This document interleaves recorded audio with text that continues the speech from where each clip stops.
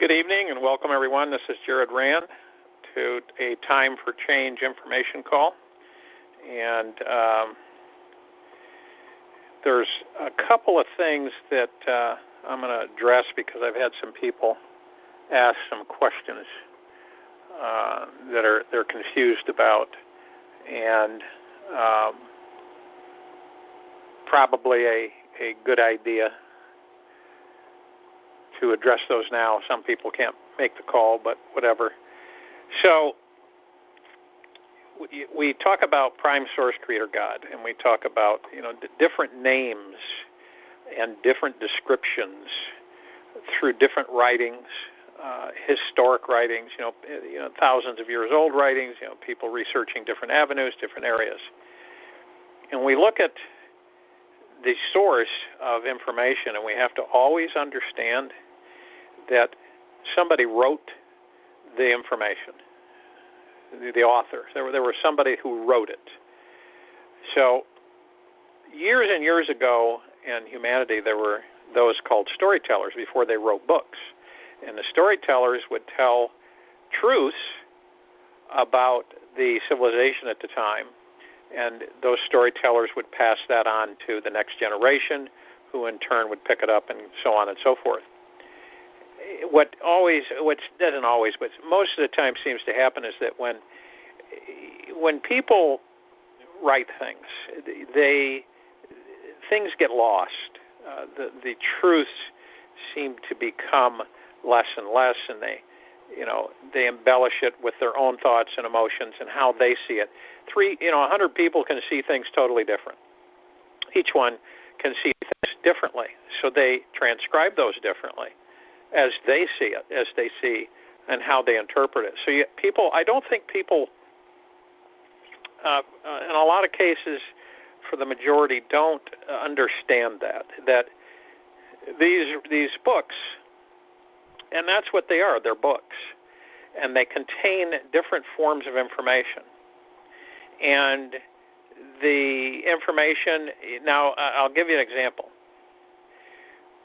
Some books are very compelling, and if and they're science fiction books and so on. But if you read them and you took those for truth, like that they were depicting an actual scene, a situation in real life here on Earth, if they were written thousands of years ago and they were put out there and they were depicted as being historical documents in written form, then people would believe that. But we have to. We all come to the realization that different attitudes and different insights on written words throughout the ages of humanity. And, there's so many blank spots, and there's contradictions, and there's, one hand, there's a vengeful God who's going to destroy and curse and damage and burn and flood and just create all kinds of havoc and chaos. Now, if each of you look into your heart center and you realize that we are all gods and goddesses. I mean, it's a word that identifies our divinity within us. The divinity is housed within us, which is made in the image of our Creator. And, names are another interesting factor. Just briefly, you've got God, you've got Creator, you've got Father, all these different names. And what I say to people is that from their point of view, they address their Creator, which is all of our creators, any way they choose. I mean, it's just up to them. I use, at times, Prime Source Creator God. Lately, I've been using Father, because our true Father is our Creator. And that's the name of our Creator, is Father. And Father basically is in us. Part of us is part of Father. And so it has no religious, it's not a religious, go to church, worship a certain faith. It's separate from that. It is about what we depict and associate with, and we have to. We look for our Creator. We look for our, who created us, who who's the one. And there's another title given to this force, the one. Okay, some of the intelligent extraterrestrial civilizations, the book of the one. You read the one, and you read about the book, and you go in there and read about all the things about the one, the force. There's another one. There's actually people that think about this as being a force that flows everywhere, just like on Star Wars. It flows in us, around us, it's everywhere. So, which in a way isn't too far-fetched, because it is everywhere. And the plasma energy is everything. It's like I've gone through that before. But when we look at names and we identify names, you vibrate to certain things. We all do. And then you make that differentiation. You determine what name you want to give to your Creator. Period. You don't have. It's not like people have to follow names, but there's been many things that have been put out there to humanity way before we were around, thousands of years ago, that were engineered to be deceitful and manipulative to the human race, to make the humanity believe a certain way and think a certain way and worship a certain way. See? And it's very involved, and it comes out, and it's very touchy information. So it's kind of a situation where we have, people don't usually come out with this information because it's so controversial. And when, we look around, and I've had people come right in about this, is that, we see all of this craziness going on the planet. We see people absolutely losing it. We see confrontations like crazy. We see a corporation in D.C. going nuts, things happening and people saying and doing things that 20 years ago never would have happened because it was all hidden. What you're seeing is the unveiling of the dark, and how many demon-possessed, however you want to say it, possessed, influenced, controlled, manipulated people that there are.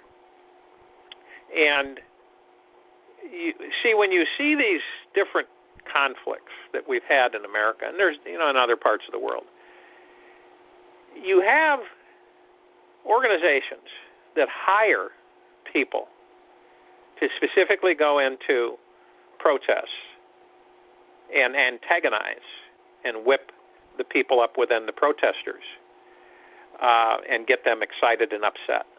That's their job. That's what they're trained to do. So they dress like the protesters, and they have the signs, and they come in, and they start yelling, and they start saying things, and they spread out within the protesting group, and they try to incite anger and aggression within the group. See, this goes on all the time. So people don't understand that there are professionals. A lot of people don't know that. If you went up to just your average Joe Schmo and said, "Hey, did you know this?" They'd look at you and say, "No, I wasn't aware of that." I know because I've asked people. So when you look at that and you start seeing all this stuff, and then you say, well, I've got to stay balanced, and I have to stay focused, and I have to keep my vibrational frequency high. But when I see all this stuff, it's very hard at times to keep that vibrational frequency up, because we've got all this doom and gloom going on and all these things happening, and, when's it going to end? When's it going to stop? Well, there's a word, and there's a lot of power in words, and when you say patience, is very important, because have you ever noticed that the things that you would like to have happen or want to have happen seem like they take forever? I mean, I'm sure many of you have experienced that. And when it seems to take forever, you're usually focused on it. You're usually, really focused on it. So you're watching it like a hawk. The longer you watch it, it seems like the longer it takes. It seems like it's an eternity before anything takes place. When you walk away and you just let go, usually that's when things start happening and taking place. So we choose how we want to be. We choose this. And a lot of the times, since we're all connected as humanity, a lot of the times, I've said this, that we feel emotion, we feel the energy of the collective society, and the anger, the frustration, stress. And there's a lot of stress and anxiety that people experience just in their everyday lives. But it's what we talk about on this meditations, when we let go and let that flow and don't sweat the small stuff. And I'm going to tell you something. Most things through this life, this short life that we're in, are small.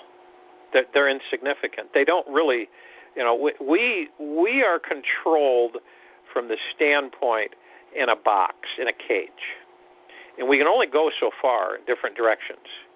All right? If you look at our current structure that's been designed, not by us, though. It has not been designed by us. It's been designed by the controllers of the planet. And if you look at it as simply as you can, you start to see the flaws more and more. And who says that we need to live in a society with money? Who says we have to have banks? Who says we have to have all these licenses and all of these legalities and regulations that are absolutely asinine for the most part? Who says that we have to do this structure? Who's constructed it? Who's engineered it? And we always go back to this, and it's important for humanity to start understanding that from a deep level, this entire construct is designed to keep humanity enslaved, to keep them in fear, frustration, anxiety, pain, sorrow, depression, anguish, all of those things. It's designed that way. And if you step away far enough away, and you let enough flow away, get out of you, and you clearly start looking at the picture from basically an unbiased point of view, just look at the picture sensibly of how humanity and how the leadership of the planet is structured, okay, and how it's always been structured. Think about that. And how much of humanity is always poor, is always struggling, is always stressing, is always fearing, and how only a handful of the rest of society are in charge of everything. And how the majority of them are the most despicable, but they're the leaders on the planet. You think about how that's designed, that the corrupt and the vile shall rule over society, over humanity, over the people. Okay? Keep everything a secret. Everything's got to be a secret. Okay? That's when you've got to start understanding. When you have secret societies, we have secret meetings, you have secret this, secret this, secret that, secret this, secret that. And you think about this. There are galactics and a universe council outside of planet Earth that have meetings, okay? And they meet, and they discuss the fate of us. Now, that's not the only thing they discuss, but that's one of the things they discuss. They also discuss how much they're going to give us as far as information. Okay? Now, rule of thumb here is that wouldn't you think that is up to us? You see how they switch it? Yeah. Now, I know that the majority of you don't know who these beings are. But they're there from different civilizations, been around a lot longer than we have. Right? Now, most of them are in social structures on their planets. They don't use money. They don't use money. They have banks and all that stuff. See, we don't have any comparisons to make with other civilizations and other planets. All we've got is the same old, same old. You know, you're born, you work, you die. That's it. And we have such shortened lifespans. It's ridiculous. Maybe 80 years if we're lucky. 85, 90, 95 on the outside. Super lucky. Quality of life, deteriorates. We as I bounce around with these different areas, just kind of follow the bouncing ball. You basically are looking at a construct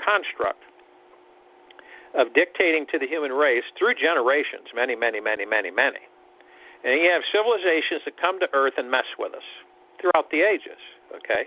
We got several different DNAs in us, but they keep it secret. That's a fact. That is an absolute fact that humanity has many DNAs inside making up these physical forms, okay, these bodies. And when you feel that vibration and you know that's to be true, then we start understanding that, why are we so aggressive? Why do we have this, this motivation so much to kill each other, to bomb each other? Look at all the crap goes on with these governments. Most of them don't know their asses from the hole in the ground, because if they did, we'd have a very, very different planet. We wouldn't have a planet on the verge of total pollution and shutdown of life and species and earth environments and everything, and water. We wouldn't be at the verge of total shutdown, total annihilation of the planet. See? And if humanity were uniformed enough, but you see, they've done a great job on engineering with all these different religions. We've got, I don't know how many now, maybe 3,000 different religions on planet Earth. It's crazy. Someone doesn't like the way this religion works, so they go off and they start an offshoot of another religion. See, that's how it works. And they get enough followers, and they have more and more, and then so on and so forth. And that's how it goes. It's like a domino effect. Another religion pops up here. Right now, I'm speaking, another religion is being formed on the planet. See, we are not unified as a species, as a civilization. We are kept angry on many fronts. We are kept to be at each other's throats, to be judgmental, to attack each other, to kill each other, to maim each other. Think about that. Why is that? Why are we so angry with each other? Why do we even have a reason? Look at the reasons, okay? The reasons are the beliefs taught to humanity in so many. It's called separation. It's called segregation. It's called getting people separate from each other, to get them and manipulate them to become angry with each other. The falsity of World War II, which was a total scam on America. But and you can research this right down to the bone, and you will find the truth of World War II. It was an absolute sham on America.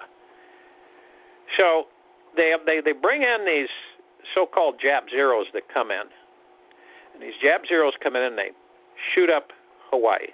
They come into Honolulu there, and they just, they've even kept the bullet marks in some of the buildings and sink all the ships and all that. So the very next day, think about this now, the very next day, over 1 million men and women in America lined up to be drafted in the military, period. Think about that. Revenge, again, pitting each other, pitting humanity against humanity. All the while the controllers are rubbing their hands together and laughing and joking because of all of the money they would make and did make off of World War II, off of World War I, all based and predicated on lies. All of our wars have been. See? So, and why, all these so-called governments that that claim they care about the people is so total joke. Why do we even talk about nuclear war? It's a total annihilation of everybody on the planet. Nuclear war is a total annihilation, destruction, scorching of the surface of the planet, and annihilation of all life. Yeah, how silly that whole thing is. Now, if you go outside this whole construct that I've been painting, and you step outside, and you say, why do we have to do all that stuff? After all, we own the wealth of the planet. The human race does. I don't care what anybody says. We own whatever on this planet. We own it. Humanity. Okay? And there are other civilizations on this planet as well, not human. We own the wealth. We own the lands. In America, the American people own all the lands. They own everything. It's not like we're paupers. It's just that we've been manipulated and lied to forever. So when you start to realize all these things, and we step outside the circle and say, wouldn't it be great not to have banks? Wouldn't it be great? Well, then everybody said, oh, what would we do? What would we do? It's real easy. You do what other civilizations do on other planets and other systems. You work together. You don't need money to buy things. That's a capitalistic society that was put in place along with socialistic, along with communist, along with all of it. It's all meant to be counterproductive. And think about that. A system that's meant to be counterproductive. Never really grows a lot. Think about that. Grows enough, just enough. It's all controlled. Never really expands that much. Just enough it's controlled. Nobody ever gets, the majority of the population never, ever gets wealthy. Ever gets wealthy. The majority of the population of this planet never, ever, ever gets wealthy. Period. That's a fact. Only a handful that are allowed to. Period. So, does anybody listening to this really like the construct that's been engineered for the slave race of humanity? I don't think anybody would say, yes, I do like it. So the shifting and the changing is to get it from a point of slavery to freedom. And that's what's going on. The key is how many humans want that? How much of humanity really wants that? You know, are they safe? They don't want change? You know, they don't want to let go of banks that control their money and steal it and rape and pillage and do all kinds of bad stuff behind the scenes. But you think about that now think about this. Your security, your health, and your finances are all guaranteed. You don't have to worry about those things. Visualize that, feel that vibration. That's going to happen as we let go of this old construct and invite the new in, where you have governments that are small and easily managed by the people. Say, when you get a government that's employing tens of millions of people and they give out free handouts all the time and support, that's why we have so much of the crap going around that we haven't stopped. GMO, genetically modified organisms, hyper pollution of the atmosphere, pollution of the water, pollution of the soil, pollution of the food, pollution of our skins, pollution of our bodies. Now, when you realize all this stuff, and I know a lot of you do on this call, but when you start to understand that we, meaning all of us, are here to do something about it. All right? There's not going to be a huge army of knights on white horses running through to the aid of humanity. It doesn't work that way. We have everything we need to redo everything. Period. It's just a learning process of understanding and picking these things up. So when you look at, okay, so we don't have banks, we don't need banks. We have technologies that we should have had. We should have had med beds on this planet years ago. Okay? It's so silly. All the lives that have been lost because of lack of proper medical technology. That's the true reason why we have so many, and lies and deceit. There are cures for every disease on this planet. It's just that they won't let them loose. And who's they? The ones that have always controlled humanity and enslaved them. Period. So, and not all of them are human. Humans are more of the minions. You've got the overlords, which are not from this planet originally. So, then you can contest: are we originally from this planet? Did we originally come from this planet? That's a big question mark. So, if you start to think in the direction and have the faith that you start realizing that all Prime Source Creator God wants for all of His children is to be free, happy, healthy, and joyful. That's it. Where we don't harm each other, we respect each other, we respect all life on the planet, and we help each other every day. We don't need money, we don't need gold, we don't need silver, and maybe in some of the processes that we use it for, maybe. But we could have had replicators on this planet decades ago. We could have had anti-gravitic drive systems decades ago. We now see what humanity has been forced to experience. The main form of transportation, over 100 years old. Think about that. That's just crazy. Burning fossil fuel. And being forced to do that. You can research this. You look up, there was a vehicle that General Motors came out with in the early 90s. I think 1990, 91. And it was called the Impact. It was by GM, and it was an all-electric vehicle. And the only thing they did is they leased them out in California. There were a lot of people that were leasing them out, and they were very happy with them. Had good distance, roadworthy. They were nice little electric vehicles. Well, the execs at GM and the oil industry and the overlords got together and said, this thing's taken off too good. If we allow this to happen too long, they won't be using combustible engines, and they'll all be using electric. We can't have that. We've got to stop this. So what happened is that they ordered every single one of their vehicles to be destroyed. Look and research this. You'll find the truth. It's exactly what happened. I think they have a few that are decommissioned that are sitting in museums. I think. Maybe a few, but not many. The rest are all destroyed. Put into hacker and squashers, compressors at junkyards and destroyed completely. You see, the control of this planet isn't about humanity. It's about those who control it.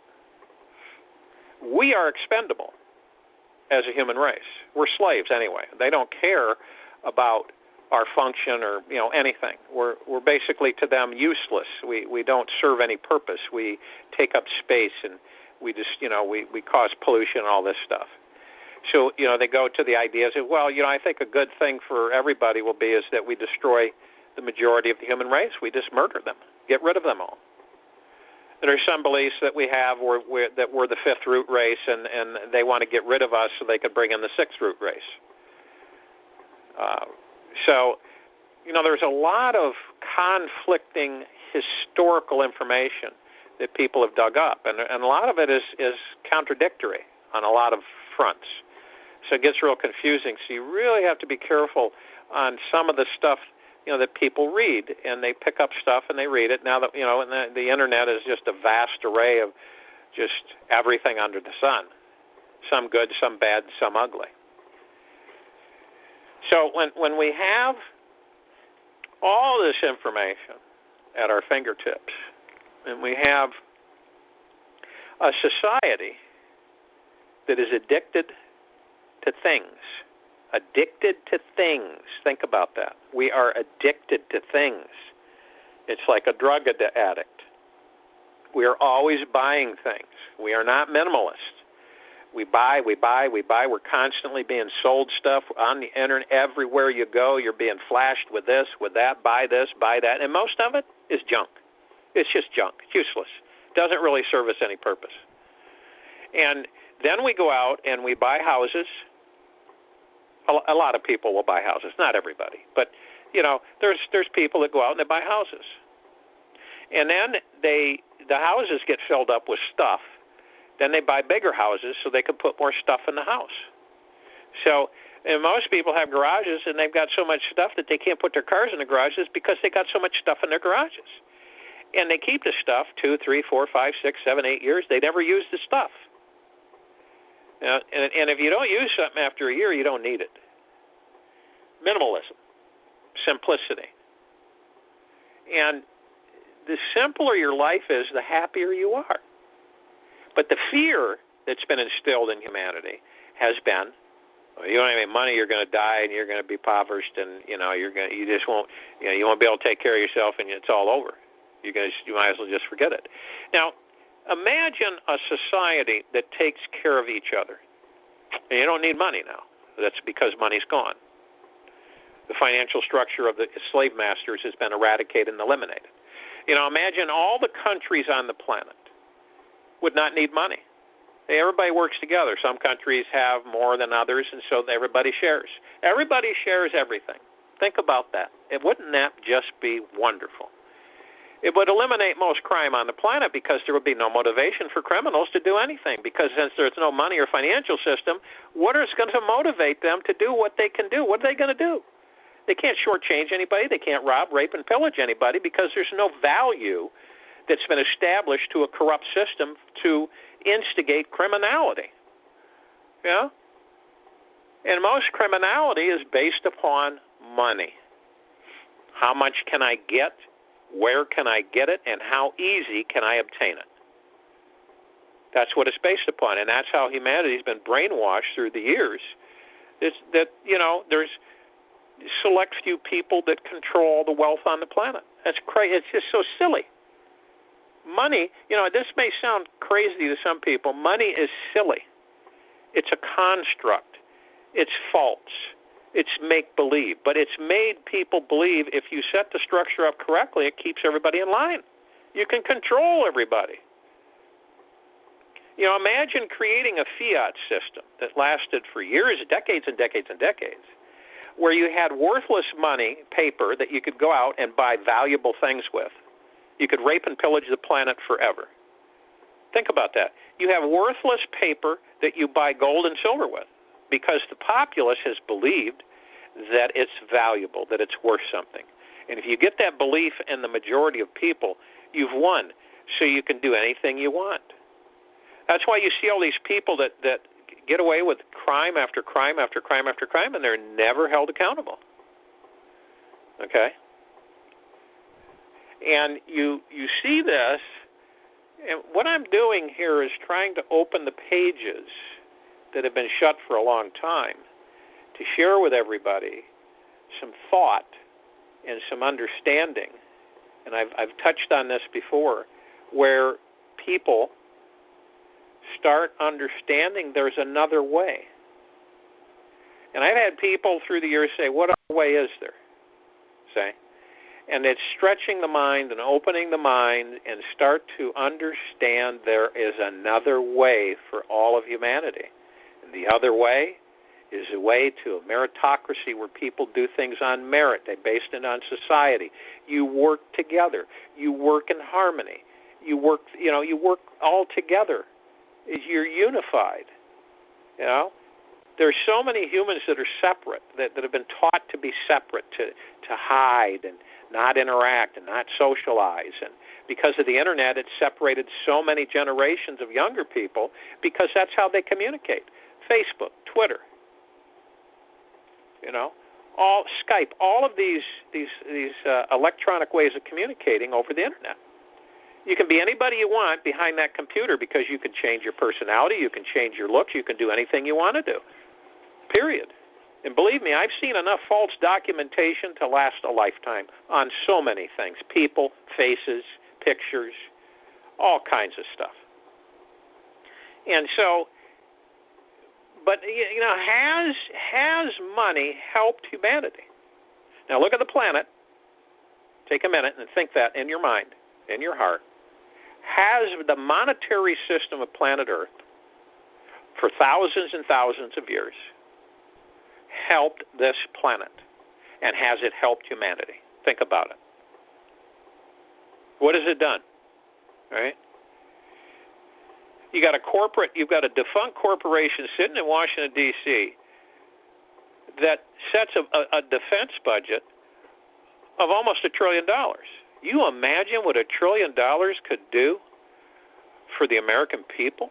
You realize all the homeless would not be homeless again. You could buy them all dwellings, get them all built, or move them into abandoned homes. I mean, think about it. No one thinks about that stuff. I don't think many do. We've got to change things. See, governments don't work on the planet. They haven't worked. They're dysfunctional. They are all out for themselves. They are not in cooperation with each other as far as helping humanity and helping the people in each country. If that was the case, there would be a lot more happier people. Proof's in the pudding and eating it. So if you look at all of these things, it's just there to view and say that's true. So, but in a meritocracy, or some form of a meritocracy, everybody works to invest in society. It's like I've said, and everybody has a skill. No matter what they think, they have skills. And they could do things. You can help Mrs. Johnson down the street. You can help the Billings family. I mean, there's so many different things you can do. There's a lot of elderly people who can be assisted. There's a lot of veterans who can be assisted. There's so many things to do when you start looking in those directions. You start finding them. You'll never run out. And that's participation in a merit, society based on merit contribution. If Bill Johnson wants to build a house, then a bunch of people get together and all the materials are there. And eventually, we're going to get a hold of these darn replicators. So we get them out there to society enough, and we start replicating everything. And it's going to eliminate manufacturing. We won't be pumping smoke out of factories anymore. Manufacturing will become a thing of the past. Should have been a thing of the past a long time ago, but we've been forced to use it. People say, what about jobs? You won't have, that's the point. That's another construct. You got to work till you die in this country. That's mostly the way it's been designed. Work till you die. The average person works 30 years, maybe 25, 30 years, and 5 years after they retire, they're dead. Think about that. So, people think that the lifespan of Americans is getting longer. It's getting shorter. It's a deception. The quality of life in people that get on in years, they're on 10, 15 different medications, and they're dying. They're rotting away. No one's been giving them any cures so that they could have happy, healthy lives in later years. They're just giving them crap to treat the different problems in the body. They just treat it. They don't cure it. Now, wouldn't it be nice to say, here, take these 2 pills and you're fine? Take these 2 pills, wake up in the morning, you're 35 years old if you want to do that. There's a lot of ramifications of getting younger. People don't think about that. They really don't. So, you're 80 years old, and the next day you wake up, you're 35. And that's coming.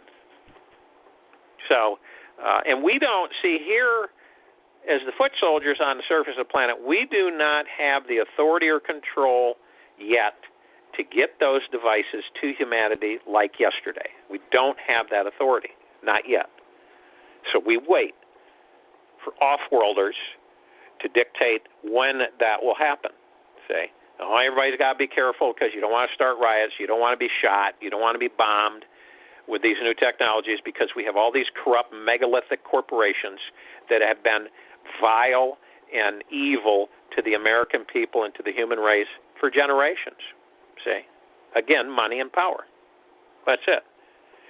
So see, when you peel back the money and it's gone, and the financial system is gone, and Wall Street is gone, and all that crap is gone, look what you're eliminating. Okay? So I've given you kind of a brief picture of where we can go. And we have that ability as a collective society to go that way. Now, not all of us are collective, which means together, working together. Majority are not.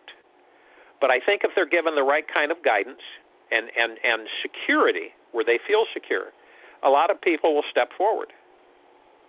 Right? And sure, I'd like to have 10 million come to the meditation calls. We don't have that yet, and I say yet.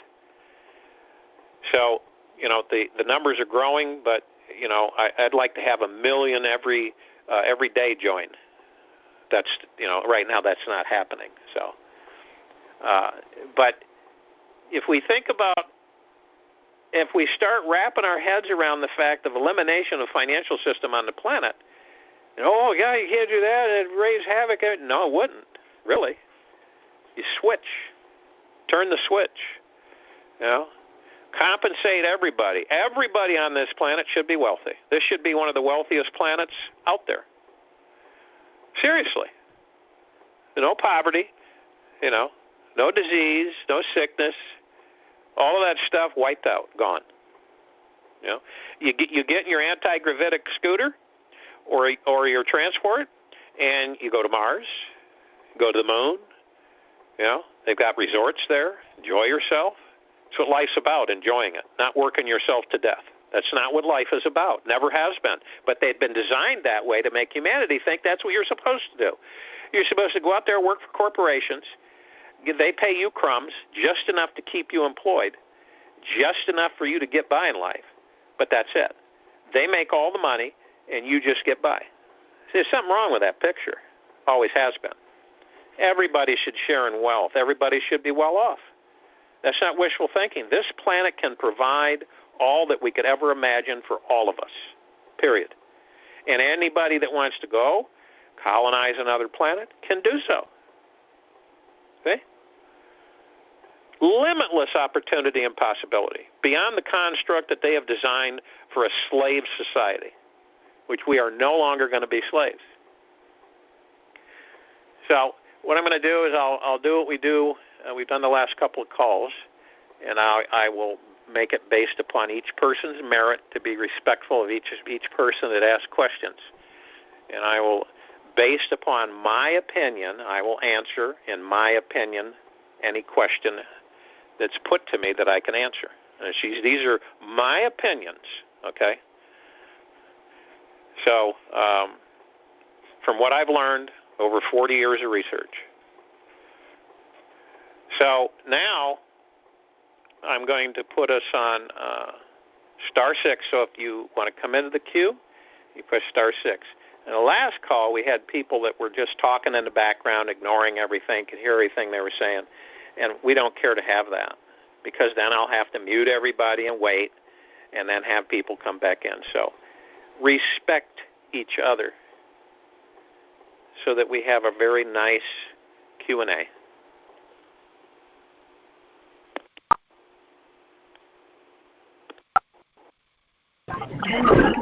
Hello, Derek.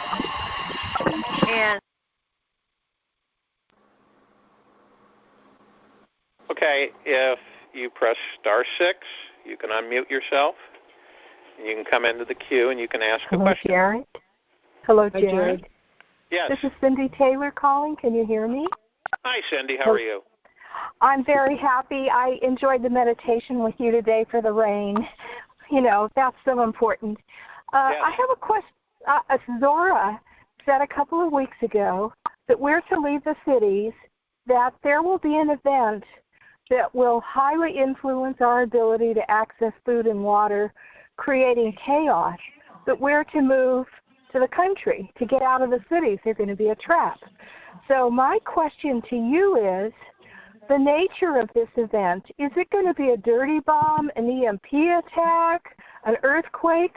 What is it that is going to cause this kind of disruption that we have to leave the cities? Okay, that's a good question, and I'll answer it. Of course, we've got some really vile forces trying to create destruction. That's obvious. And what their intent is to kill us all, wipe us out. Doesn't matter how they, whether it's through a dirty bomb, nuclear bomb, whatever. And they want to obliterate the human race period. They want to kill over 90% of humanity, and that's their goal. Okay, and these are the controllers of the planet, the dark forces, dark agenda is what I call them. And there have been different nuclear devices that have been in transit to different parts here in the States, to like Washington, D.C., New York City, Chicago, different parts of the country and major cities where they would create the most damage and kill the most people. And, that's their intent. Will it take place? We have forces out there that are working on stopping those attempts, period. You mean like Ashtar? Well, no, I'm talking about there are good people out there that are aware of the efforts of the other side to make, basically to kill millions of Americans. That's it. So it's always stay 2 steps ahead. And we learned that from 9/11. Okay? So in 9/11, they destroyed that group of buildings there in New York so that they could get their way, and Iraq was going to go to the gold standard, and they didn't want that, and they wanted to create a diversion, and they wanted to create an excuse, just like they did in World War II, to cause the American people to get pissed off, so that that would warrant a conflict with another country. And that's what Bush and Cheney. Yeah, and see, they have their overlords, Bush and Cheney and all these people. They report to a higher power of authority on this planet. They're not in control as people think. They're minions. They're at the higher level of minions, but they're not the kingpins of this whole structure and this whole construct. So when Zora's talking about he's talking about the possibility of these things taking place. Yeah, they're in process of trying to pull that off, to have these nuclear devices go off in different cities in America. Well, the reason why I asked this was because he's been telling us to get out. He's saying, get out of the city, leave. It's going to be a trap. There's going to be chaos. He said it won't be safe to be there. So my question to you was, what was the nature of this attack that we would have to leave? Now, understand something. There are 2 sides of the coin. All right? So that is a distinct possibility that it wouldn't be a wise idea to be in a congested group of people, which is in all the major cities. I've warned people for years, since back in the 90s, to have people try not to live in the cities. They're not a place to be when things start to happen. And but you can't tell 9 million people to leave a city. You've got tremendous chaos happening. If you did that, you would create more chaos by telling people and alarming them that you better get your bum out of the city, because there's going to be chaos and destruction. And so I'll tell you what, it's like a flip of the coin. All right? And these things change on a dime, constantly changing. So there are, which people aren't aware of, you've got all these diversions going on, Cindy. You've got all these diversions going on, and they're minuscule compared to what's really happening to keep the human race away from what's really taking place and what's really taking place. I'll give you an example. There are over 26 doomsday weapons embedded all over this planet by the overlords. Oh, right? That's sick. And the reason that we have not had a complete shift is because of that. Has been the holdup. These devices need to be terminated completely, neutralized. And one of them, if one of them went off, we would be dust in space, this planet. Just one of them. But that's not discussed out there much. Now, Cobra at 2012.org site, he's discussed it many times through the Pleiadians, that we have there's one really bad group called the Chimera Group. The Chimera Group protects all of these evil people, That's why they get away with everything. That's why they can do anything they want, and they can just do whatever they want and never be held accountable. That's why they're never arrested, and they're always creating chaos and havoc, and they're always put into leadership roles, and they always have a cakewalk, and they always have a bunch of money, and they always have power. And that's the Chimera Group. The Chimera Group, this is their last stand here on Earth. This is the last frontier of the bad guys. So they put those doomsday weapons. You got toplet bombs, you've got plasma bombs, and those are real things. You can look them up and research them. They're not made up out of thin air. The plasma bombs and toplet bombs are very destructive. They're a technology beyond humanity, and they were put there specifically in case the good guys got to the point where it was just down to a small force of controllers against the good guys in the galaxy that were going to extricate them from the planet. So they put these booby traps in there that if you do this, we will do this, and we'll destroy the whole place, period. Well, can't Prime Source Creator just say, I've had enough, I'm taking you out, and just bring them home? You know, there's a point where the people, since we're all God and God lives inside of us, to say, enough, get them out of here, we've had enough. I'm saying to Prime Source Creator right now, to everybody in the universe, get these cheese sticks out of the universe. Get them out of here. Remove them. I'm saying that. I'm affirming this. I'm sure everyone listening in on this call wants these bad guys gone. See, you just answered your own question. You talk to your higher self, which is part of the God, part of Father, part of our Creator. Right. So all humanity talks to their higher self and says, enough's enough. Yes. In a collective effort, humanity can change and neutralize all of that, helping the light forces to come in and finally eradicate the remnants of the bad forces, period. Empowering that to take place, period. So we're going to have a meditation because there's going to be a meditation, I believe it's August 8th, and I'll get the specifics, and we're going to go through this meditation for that to take place. Yes. And we're going to do it, I think it's only a handful of days away, and we're going to do it on a meditation, but we aren't going to just do it one day. We're going to do it 3 days. We're going to do the same meditation for 3 days in a row, and we will go. And now you can go to the 2012 site and you can look it up and you can see what the meditation says. But I will read it. I will guide everybody through it, and we will do that meditation. And since we're over 100,000 people listening from groups and towns and villages and different countries, all piping in and plugging in internet-wise and so on and so forth. We have enough people that we can, make an impact on that specific meditation. So to answer your question, yes, we are going to do a collective effort, as we are all God sparks. We all have that. We are made in the image of our Creator, which is inside these bodies, not the bodies, but what's inside the body. And once we collectively come together on a meditation, we're going to do it 3 days in a row, that will effectively make the change for humanity. So Thank you. Up. Yeah. So that's coming up, and that's going to happen. We're with you. Yeah. We're with you, and I'll get off now because it's somebody else's turn. We love you, Jared. Thank you, Cindy. Love you too. I'll get off. Jared? Yes. Hello? Yes. My name's Kat. Hi, Kat.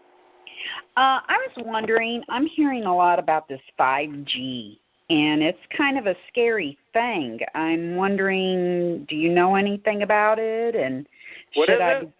5G. 5G. It's good that you brought that up, because no, it's not a good thing. Okay? Yeah. It's another one of the control mechanisms for humanity. And where they have these towers emitting the 5G frequency, your people are being affected mentally in their brains. Okay? Mm-hmm. And it's not good for humanity. It's not good for people. It's not good at all. There's not one good thing about it at all. Is there any way of us protecting ourselves from this? I've heard of possibly like black tourmaline, shungite. Shungite, tourmaline. Now this might sound silly, but you could also put. You can buy this, I think, still on the internet. It's not expensive at all. You can get sheets of lead, and it's backed on one side by a white adhesive. You peel it back, and you can stick it on things, and so on and so forth.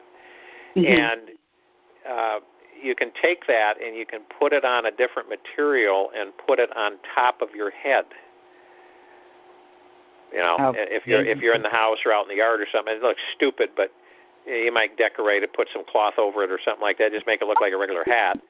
But that's one avenue to block those waves. Say. Okay. I'll tell you why. Here's a question. Here's something that everybody should know. Everybody on this call knows that a long time ago in America, we still use lead-based paints. Our cars were painted with lead-based paints. Our houses inside and out, lead-based paints. The reason they got rid of the lead is not what people think. Well, kids were eating it and they were getting sick, and it was very poisonous and toxic, so we got rid of it all. The reason is that they couldn't eavesdrop on us. They couldn't listen to us in our homes. The lead particles within the paint blocked the signals. And that's the real reason why they got rid of lead. That's the truth. That's not the other crap. The other crap they gave the American people that we got to get rid of it because it'll kill your baby and chew on it and that type of thing. But to block the 5G, shungite, obsidian. Those are different ways to block it out. Orgone, that's another way to diffuse the signal from affecting you physically. Mm-hmm. Because it will affect you physically if it's in your neighborhood or they put one of those up outside your house. It's going to affect you as soon as you get outdoors.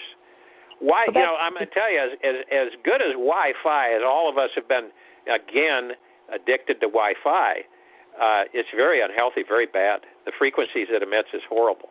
Same with LED lighting. LED lighting is horrible. That's why they got rid of all the incandescent. You know that you could make an incandescent light bulb that would last 10 years.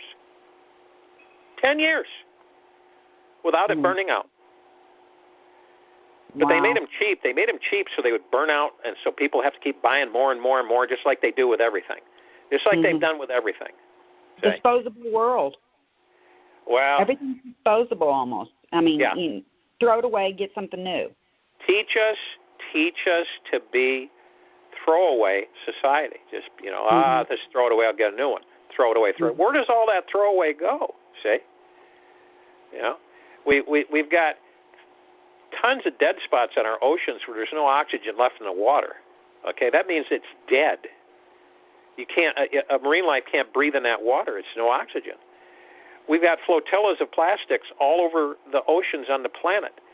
200,000 square miles of these flotillas of debris. Old syringes and plastics and tires. And, we've got cities pumping billions of tons a year of raw sewage into the oceans and waterways because their wastewater treatment facilities are so archaic and the governments are so criminal that they don't put any money back in the infrastructure. See? Mm-hmm. And so, you look at this, and we are the answer. We, the people, are the answer. We are the saviors of the human race. And that's what people have to start to, they don't have to, but if they start acknowledging that with themselves and understand their true power within them, every single human, there are no exceptions. The God spark is contained in every single human. We are divine. We are divinity. We are omnipotent. We are super powerful. They have just convinced humanity that we're not. We're slaves. We have no authority. We have no say. We have no rights. We have no money. We have nothing. They have it all. They give us crumbs to keep us serving them. That's it. So, all of these technologies that they introduce, and look at this and look at this and look at this. There is, and what about this technology? You don't have to put up big poles with all kinds of sending devices that are going to make us sick and ill and die and give us brain tumors. There's a technology, another off-world technology. It's just a little clip. Put it on your chest. Everybody puts one on. Everybody on the planet can talk with each other. That's it. You don't even need a computer. You just say the person's name. I want to talk with so-and-so. I want to talk with this. And you can talk with them. Now, they don't have to talk with you, but, and it's a universal translator built right in, so you can talk with anybody on the planet in any language. But do we have it? No, we don't have it. See? You see the lopsidedness there on these slave masters and how they dictate to humanity, and humanity is the power. Not them, but they've convinced humans that they're powerless, that they have no say, that they have no rights.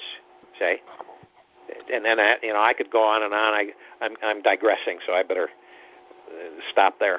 So, well, thank you for answering my question. You're welcome. You're welcome. Jared. Hey, Jared. Yes. First it's person. Jana. Yeah. Hello. Hello. Hi, Jared. It's Jana Gibson. Hi, Jana. Hi. Thank you for the global meditation. I really appreciate it, and I love to do it every day that I can. You're welcome. I just wanted to ask you a question about, first about Yellowstone, and then did we really volunteer to come down here and do this on Earth? Did we volunteer to come here? Oh, that's a good question. That's a good question. I'll ask you to feel that with your higher self, with your God self. But here, there's a lot of, and you've heard it probably, there's a lot of different perspectives of this, all right? Now, and I'll just give you a reality check. Does it make sense for a spirit, a soul, a higher self, our God spark, that really lives on forever and ever and is immortal, and can go anywhere? Does it make any sense that we leave the body? We're in a short stay, maybe 75, 80 years if we're lucky, okay? We leave the body, and we float off, and we're no longer that body. We're no longer that identity. That's gone. That's behind us. That life is finished. And then we float off as all of these authorities that have written throughout the ages, and we float off into heaven. We go to heaven or hell, depending on how good we've been. And then we float off and say we go to heaven, and we go through the gate, and God's there, and Jesus is there, and everybody's there, and the angels are singing, and it's beautiful and wonderful, and it's joyous. And we can view our lives. We can reflect on our life and see and judge ourselves to see how well we did, so on and so forth. We have our guide that was with us that tells us, what they thought, and they helped us as much as they could. And then, we go through that life, and then we say to ourselves, do I want to come back there? At first, you don't, see, because, and I'll tell you why.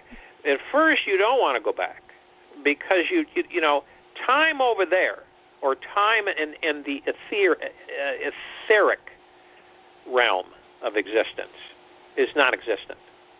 There's no time. Okay. Here in the physical realm, time's a construct. All right? And so we don't need time. We really don't need time.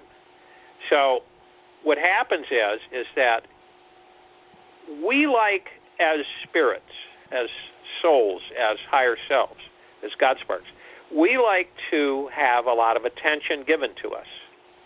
We love attention. We enjoy it. Right? We like that. So we can get a lot of attention in the physical form.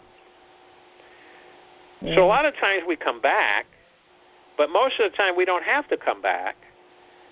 But we are literally, and I talked with a spirit a while back that she was, she only incarnated one time because she said that the life that she had the first time was so shocking to her that she didn't care to go back. And what happened was that it was during the time of the Spanish conquest and the conquistadors, and she was a Mayan, and she was literally impaled by one of the conquistadors. She was, her head was severed, and so she never wanted to come back. But on the most part, what happens now? Here's another one. You go through the tunnel of light. You are then electrified as a spirit.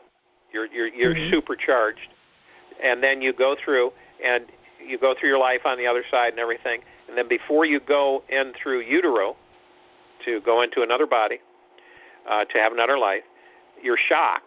You're electrified, so that you don't have any memory of your past life, which is absolutely stupid. It makes no sense. I don't care to any of us.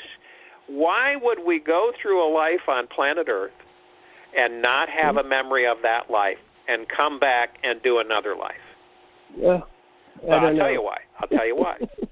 They want, and when I mean they, the controllers of Earth in this quadrant of the galaxy, they go and they do this to keep that spirit, that soul, from having a memory, from remembering anything about past lives. So you imagine that you come back here and you use the knowledge that you had from the past life to help you in the new life. See? Well, people say, well, that's because we're perfecting. That's another, say, well, we're perfecting our souls, our spirits. We're already perfect. We're part of God. We're part of the Creator. We're part of Father. So that the funny thing about that is that our memories are wiped because they don't want us to have a memory. Period. Now you think about that. Now, if we had the memory, would we go through another life on Earth? No. Probably not. Probably not. No. So that's why they flash fry us so that we don't have a memory. Now, children, I've talked to children from the ages of 3 to up to 7 through the years. And I've asked them one question. I've said, do you remember your past life? Do you remember who you were and what you were doing? And they usually understand that. It's a pretty simple question. And I've had them answer me in so many ways it's unreal. But after that 7 years, they gain their personality and character, and after that they don't have any memory, period. They don't know. All right. Now, only a few have broken that veil. The veil is disappearing. It's disintegrating. It's got a lot of holes in it.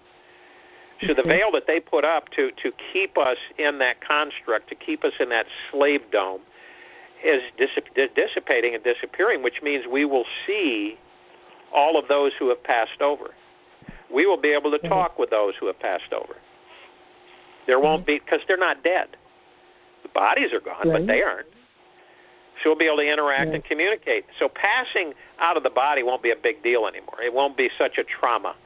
See, they've created this for humanity to be so connected to the physical life that we're just distraught when we lose somebody, but we never lose them, see?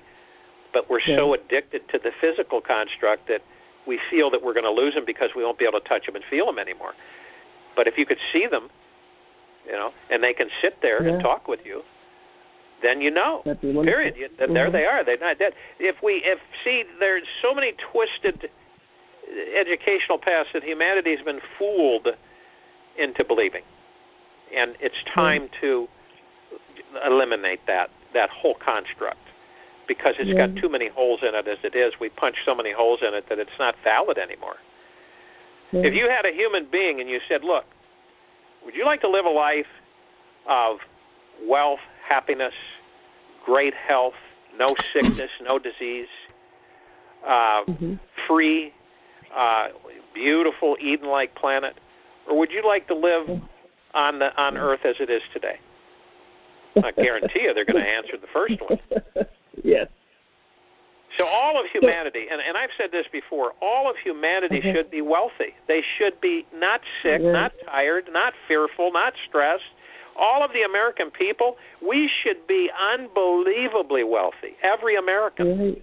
Literally. Yes. And that's what's so funny, is that the majority aren't. It's crazy to put people through all that pain, all that sorrow, all that anguish relentlessly decade after decade, but they love that. The controllers love that pain. They love to feed off that pain. And we don't need that. We don't need that as a human race. We don't need that anymore. Our vibrational frequencies are increasing. We're putting an end to it once and for all, permanently.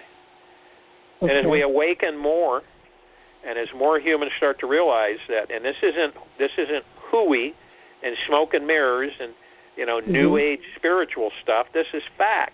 And if they searched within themselves, and within themselves is the God that they are, and the goddess that they are, they'll connect. They'll know it's to be true. They'll know it.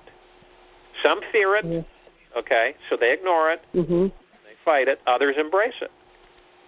Right. And if enough embrace it, the rest who fear it will learn to love it and become one with it. Try to embrace it, yes. Is this what they call a soul trap that some people talk about as a soul trap? Or soul catchers. Soul catchers. Soul catchers, yes, that's it. Yeah, it's machinery. Yeah, that's exactly right. Those are the controllers of this quadrant, this quarter of the galaxy. They've trapped other civilizations that have just coming through the solar system, just coming through the galaxy. Snatched them. That's why there's so much diversity on Earth. That's why there's so much diversity on Earth. It's absolutely off the charts. Because not everybody's human. Not every spirit's a human spirit.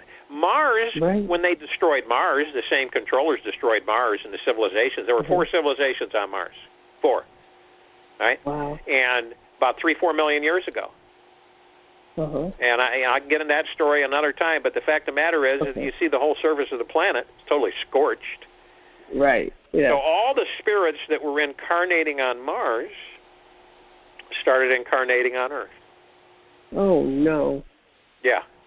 So people don't know this stuff. They don't know the truth, and this is the truth.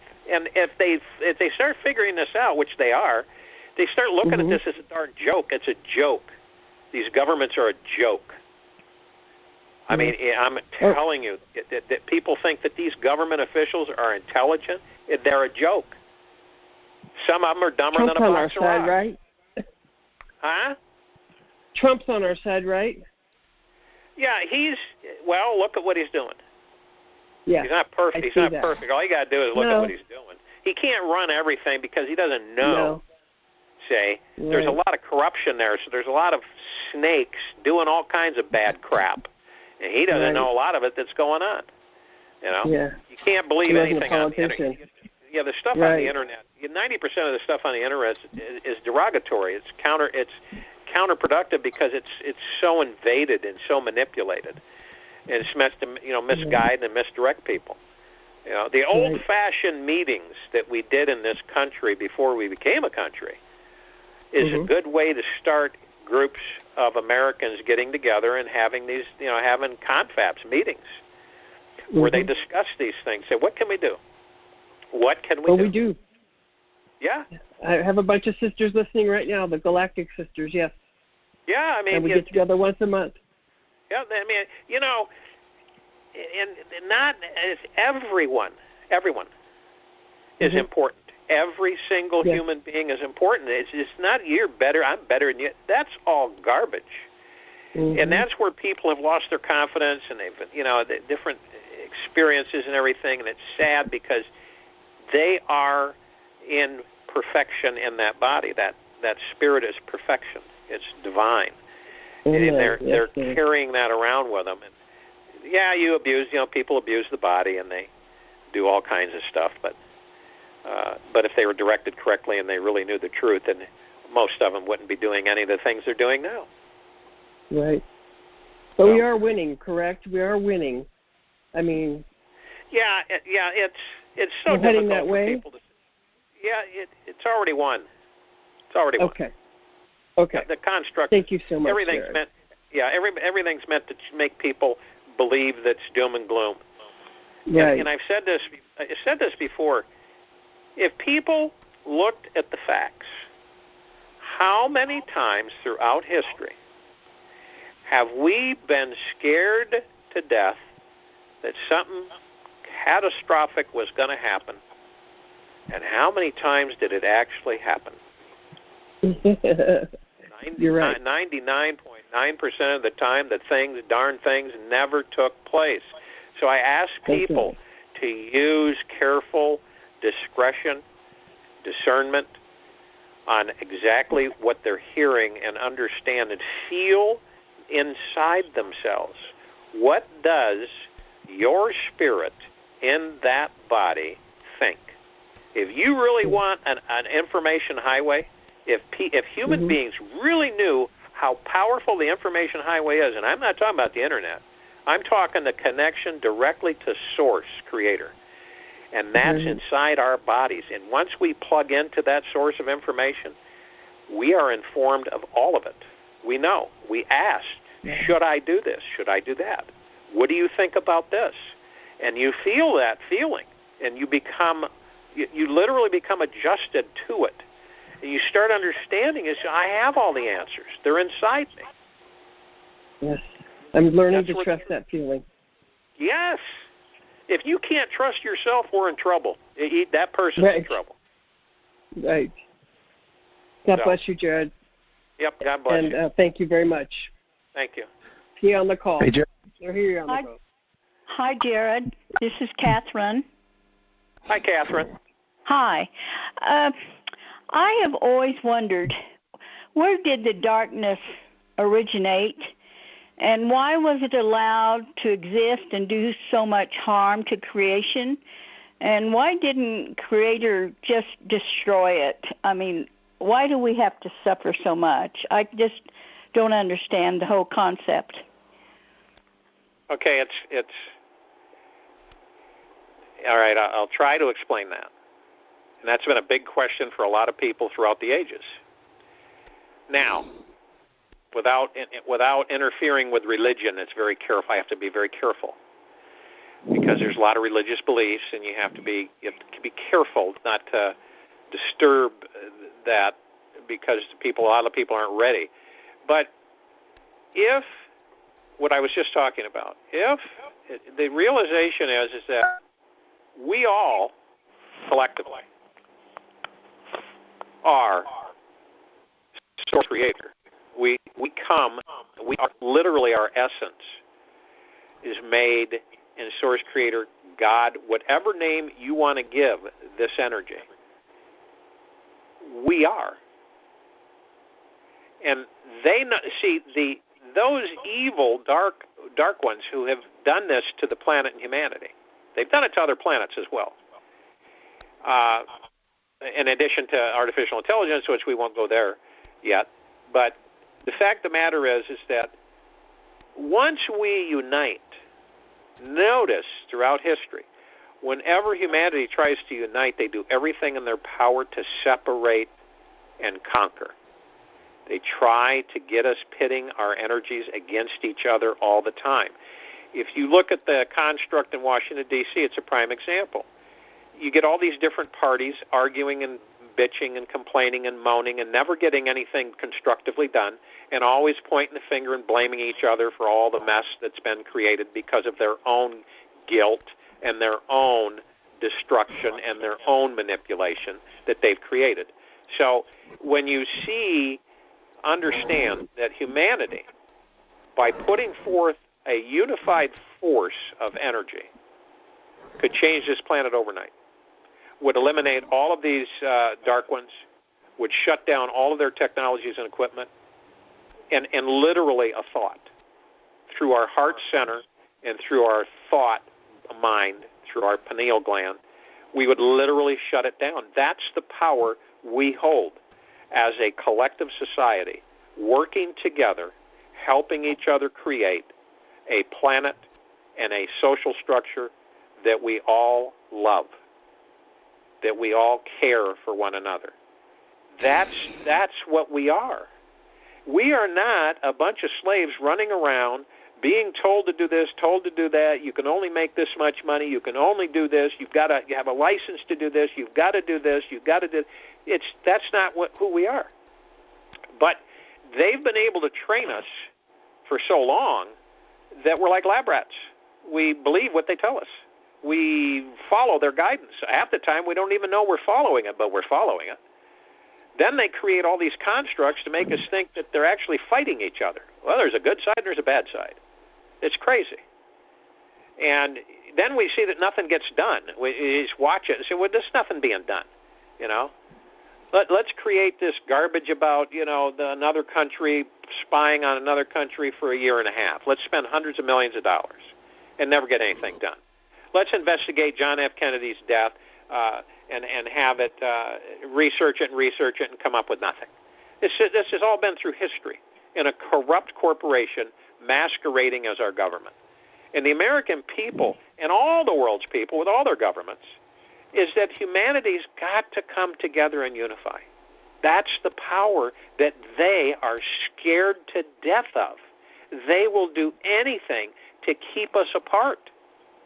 Why do you think they use the black card, the yellow card, the red card, the religious card, the terrorist card, as much as they can throw at humanity to keep humanity separate, scared, frightened, fearful, lacking in confidence, beaten down, on their knees?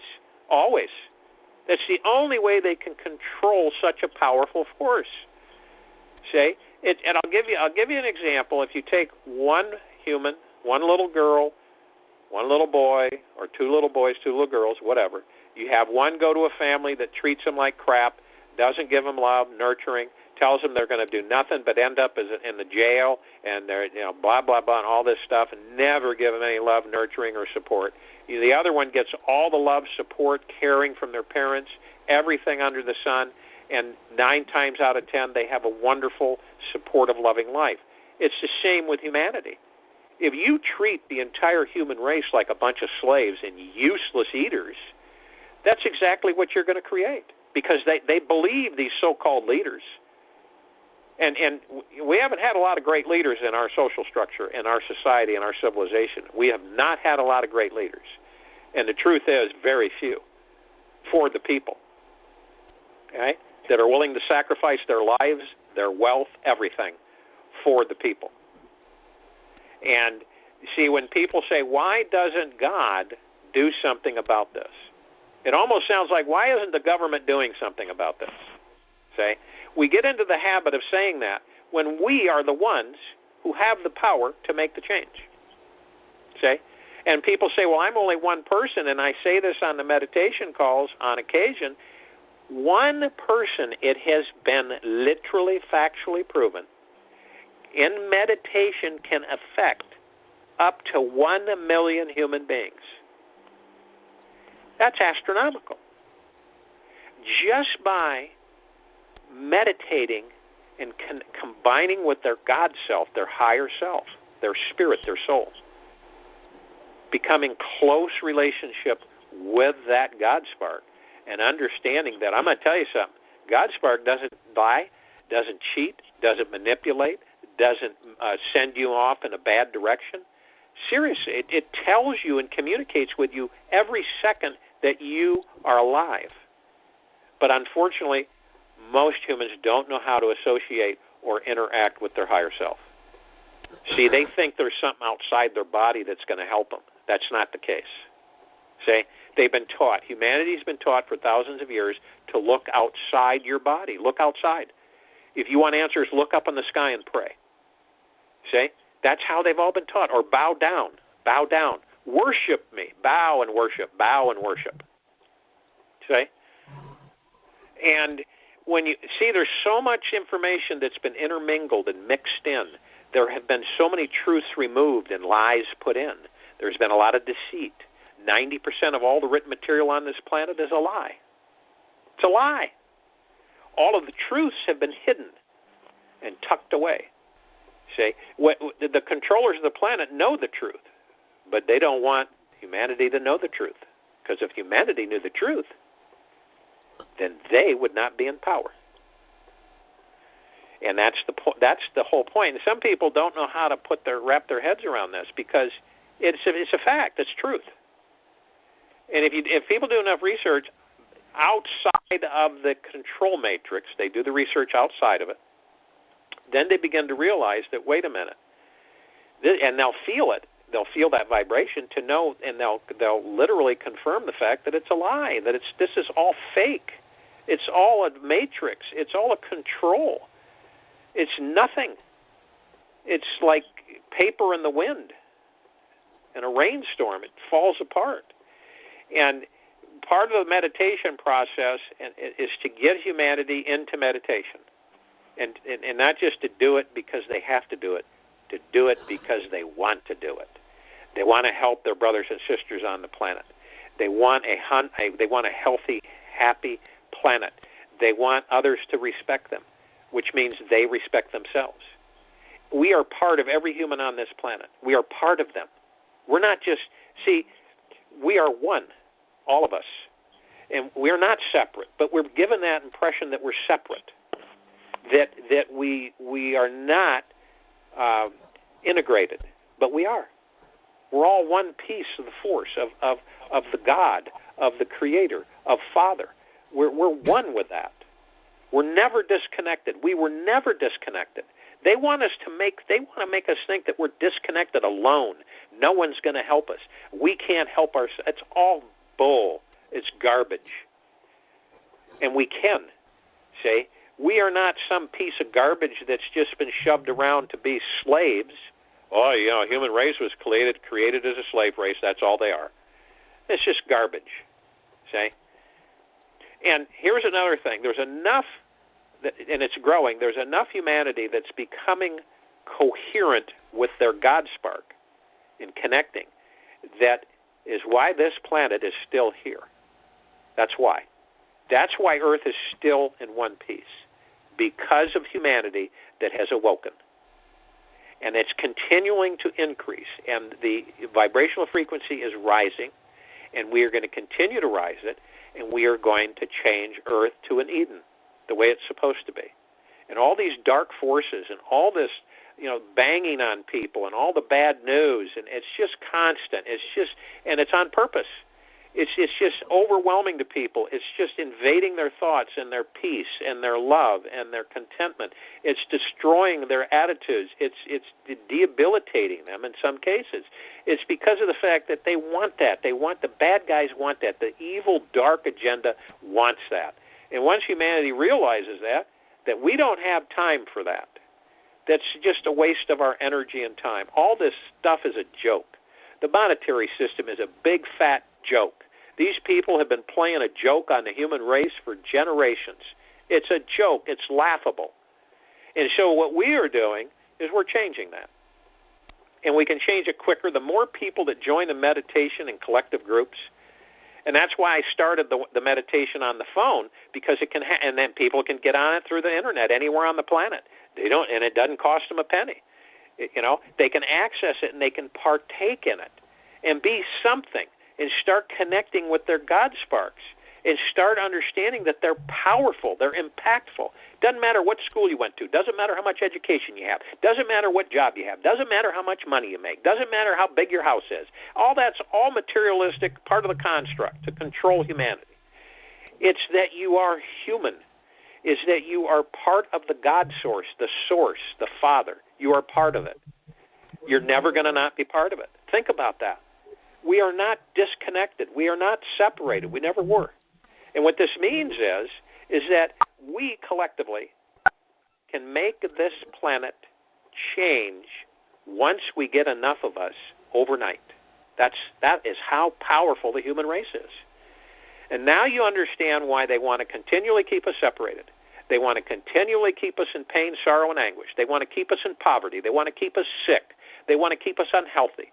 They want to keep us angry at each other. They want to keep us in wars and fighting constantly. Think about that. They want us to ridicule and cut each other down and attack each other verbally and physically. That's why. See? Because they know what the majority of humanity doesn't know yet. We can literally eliminate all of it. Period. Now, everything else won't work. It won't work. It will not work. If you sit there, prayers work. Prayers work. But you have to have a lot of them to collectively, again, meditation comes in. It is not a religious thing. It is a way for humanity to connect with their higher self and to engage this power Why let it just sit there? Engage it. It's like flipping the switch and the green light coming on. And we're supercharged, all of us, each and every one of us. You know, you can tell I'm very passionate about that because it vibrates. It's so true. It's so factual. And, you know, people that say that we are not capable of accepting the truth, that's all garbage. It's all garbage, period. Or you know, you can't let everybody be wealthy because then we'd have just chaos. That's garbage too. You know, it's like saying, well, we don't trust you, or you know, it is we are the ones who make the decision for the planet. Humanity makes the decision collectively. And I'm going to tell you something. The reason I say that, we've tried it every other way. We've tried it through kings and queens. We've tried it through conquerors. We've tried it through wars. We've tried it through governments. And it's never, think about this, look at the shape of this planet that we live on right now. Look at the shape of it. Look at the social shape. Look at it. If we don't come together in 5 years, we won't be here. That's the point of this. That's the whole thing. And collectively letting the rest of the light understand that we are accepting of more light to come in, that we are here to usher in a new age for the whole entire social structure and civilization of humanity. And when I talk about no disease, that's the truth. No disease. No more Petri dish. All right? Let's let loose this virus and see how effective it is. I don't care if it kills a few million people. See? That all is going to go away. Now, once we know that, once humanity starts clicking, because it's very close to clicking here. And once it does, and people realize that, geez, I don't have to go to a school and get educated and have all kinds of stuff taught to me to become a master meditator. I just have to go in, follow this simply for 15 minutes, and contribute to the rest of my brothers and sisters on the planet. Because we're all related. I mean, we're all from the same source. Anyway, next question. Hey, Jared? Okay, Hey, thank Jared? you, my friend. Yes, go ahead. Hey, Jared, I was wondering, you mentioned earlier in the conversation heaven and hell. How would you define hell? You know, that's another good question. I love that question. If you, again, okay, how do you scare, how do you frighten humanity? How would you frighten the entire human race, the whole civilization? How would you frighten to keep them in line, try to keep them in line? What would you say? Well, if you mess up, then there's fire and brimstone, and you're internally in burning hellfire. Yeah, just like it says. Yeah, you will be in total agony and pain for eternity. Yeah. Okay? Now, imagine, okay, that there is a heaven. Imagine that there's a heaven. A real heaven, not the fake one. See, you can copy things, but they're not the original. And the copy isn't anywhere near as good as the original.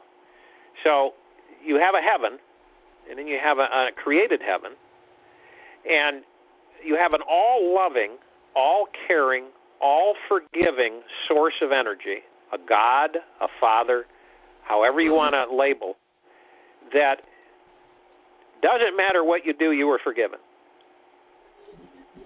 Then you have another force, another heaven. Now that heaven is wonderful and loving and wonderful and angels and everything too. And it's got a force, a Father, a God, that is vengeful and destructive and will pummel and fire and brimstone and destroy the land and kill off the planet and kill the animals and go after you and cause you damage and disease and pain and sorrow and anguish if you don't obey. Okay? Those are the two heavens. Those are the two heavens right there. Right? All forgiving. No matter what you do, you are forgiven. Period. Now, if you were to let that out to the human race, and they absorbed it and they accept it, they say, well, wait a minute, okay, so you mean to tell me that this isn't true here? That that's not true? It is true if they get you to create it. If they get you enough and they convince you enough to create that, boom, there it is. Now, I've talked to people who have visited hell, right? There's people, you can go on the internet, you just type in NDE, near-death experience, okay? You can go on there and you can type in near-death experience, and you can hear people's stories of how everyone's almost, just about every one of them are different. They're all different. They're not exactly the same. So think about that. Each story is different. They're not all the same. They're all different. Now, wouldn't heaven be symmetrical? Why would it be all different? Say, so it's a perspective. It's what the mind is telling the body, and it's what it's perceiving. So you go in there. Now, imagine that there are these creatures that have controlled this part of the galaxy for a very long time, and that they can instill and create anything they want. Whole entire belief systems, all of it can be created in a matrix system and make those that are caught in that matrix believe it all. What if it was all a construct and that no one knows that it is? And I'm talking about hellfire, brimstone, damnation, you're going to go to hell. Scare the bejesus out of the slaves so you can keep them in line. Well, it doesn't really keep them in line because you can see all the crime and everything that goes on because they're so separated from their higher self. So the question is there a place where all these religions, through the Bhagavad Gita, the Hindu religion, the monks, all of it, the Buddhists, all the religions, the Baha'is, all of them, throughout the ages, have been taught to believe that there is a place where your spirit, your soul, your God spark will go for eternity if you're a bad person on the planet. You think about that. Well, look at how many bad people are on the planet, causing all kinds of shenanigans and garbage all the time throughout the ages. Okay? So, if we are actually connected to the God, to the Father, we are never separated. Think about this. We are never separated from God the Father, the Creator. We are always part of Him, both masculine and feminine. Both, you can say father, mother, but we're all connected. We're never separated. See, that's a fact. That's the truth. That's not smoke and mirrors. That's not all a bunch of hooey. But that's the reality. Now, if that's the case, you ask yourself, communicating with the God inside of you, if that's true, is there a place like that? Is there? Is there a hell? Is there a guy with horns and wings and claws and tail? No, there isn't. Okay? There is not a horned, winged creature. There is a form of intelligent life. They call them the fallen angels. Okay? 200 fallen angels come down and they mate with the humans at the time, and they create giants, and the giants, 200 giants, create nothing but all kinds of crap and garbage amongst the human race and do nothing but damage and chaos. Right? That's another story through another book. So that's where you look at them, all these stories and all these different things that have been said and done and all that and so on and so forth. You would literally have to be there to see what really is the truth and what really isn't. We've been taught to believe certain things that have been written because experts say that they're real. And they're not. They're lies. People think that dinosaurs disappeared 65 million years ago. Why do they believe that? Because that's what the experts tell them. I mean, come on. You start using some common sense with our existence and start realizing that a lot of this stuff is a bunch of hooey. You know? Wow, they checked the bones and everything. Who did? Period. Do you know that underneath the surface of planet Earth that there are mastodons? There are vast cities and areas of beautiful forests and waterways, and it's just absolutely gorgeous and beautiful, peaceful, serene, no pollution, no smokestacks, no cars, none of that crap. So I know you asked about the heaven and the hell, and my response to you is just what I have shared with you. I could talk on it for days, but if you connect, which you're very capable of doing, with your God spark, is a direct line to the Creator. Think about that for a minute. Why have we been so harassed to look outside for the answers? Why do we need other people to tell us the answers? They're there. All of it is there. And people say, well, how do we know? You ask the questions, you will know. You will know when you ask that question. You get in a very quiet place. Don't get interrupted. You could be out in public somewhere, and you can just talk to yourself and say, higher self or spirit or God spark, what do you think of this? What's going on here? We don't need televisions. We don't need radio. We don't need all these gadgets and computers that are destroying our eyesight and bodies left and right, and people don't even know it. I mean, we don't need that crap. We don't need it. We have the highest source of communication and power ever created, and that's inside of us. Hey, Jared? Yes. I'm sorry. The reason I asked is because when you mentioned it, is that there's a turning point. We either go to heaven or hell. So if I know, I got a good concept about heaven and stuff, but as far as hell goes, that's the reason why I asked you.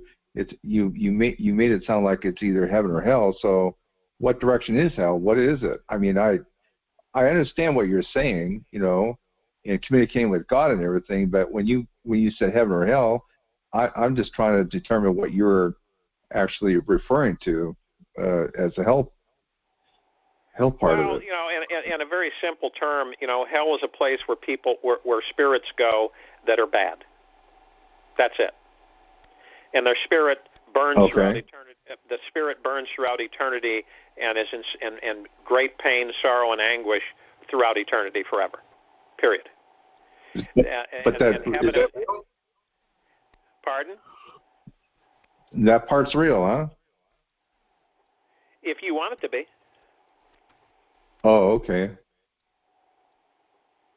Only if you want it to be. Okay. But I mean, it's funny because imagine the thought of this, and this is how humanity has been educated. Imagine the thought that Adolf Hitler, passes and leaves his body. His spirit leaves the body. Now imagine that he is forgiven for all of his sins, all of his crimes, the things he's done to humanity, all the bad things he did. Right. Okay, now I'll give you just a little insight here. If we are continually to believe in destruction, death, pain, sorrow, and anguish, that's what rules humanity. That's what keeps humanity down. A civilization cannot rise and evolve if that's how it is trained to exist. It cannot, and it will not evolve, and it will not ascend. It cannot. Right. It is disconnected. It is dysfunctional. So it stays the same pretty much. We have stayed the same pretty much for thousands of years. We've just repeated this stuff over and over again. Right. So to leave death, destruction, pain, sorrow, anguish, burning throughout eternity, all of these horrible, really bad things, is to raise the vibrational frequency of our existence so we aren't involved with that anymore. We aren't superstitious. We don't vibrate there anymore in that place of darkness and destruction and death and pain and sorrow and burning and dying over and over again. What would that create? Think about that. What would that accomplish but to teach humanity and keep them in fear, always living in fear, a fear-based society? How can you evolve? How can you ascend living in a fear-based society forever? Forever. You know, that's why they constantly keep it over everybody's head. There's going to be a nuclear explosion. We're all going to die. The Earth's going to be scorched. The sun's going to just blow us up. We're going to be killed. We've got, thermonuclear devices planted all over the place. We've got doomsday bombs all over the place. We're all going to die. It's all going to end. It's all done. Forget it, period. How long has that been saying and going on amongst the human race? It's always been that way. How have we advanced socially, structurally, love-wise, communication-wise, interaction-wise, respect for each other? How have we advanced? We haven't. That's, technology is about the only thing that's advanced. And that's kind of a joke. But when you think about that, you leave that behind. That is an emotion and a level of pain, sorrow, and anguish is that we are too low vibrationally. We have to go up. How do you do that? By being happy, joyful, blissful, and loving yourself and being in communication with your God self, your God spark. These are the things they don't want us to know. These are the things they want to keep us away from. That's the bottom line. I mean, if you go out and you talk with any of these controllers on Earth, if you're ever in a room with them, and you say the word Yeshua, they will shake in their boots. See? There's a lot of lies. There's a lot of lies throughout the ages that have been taught to the human race.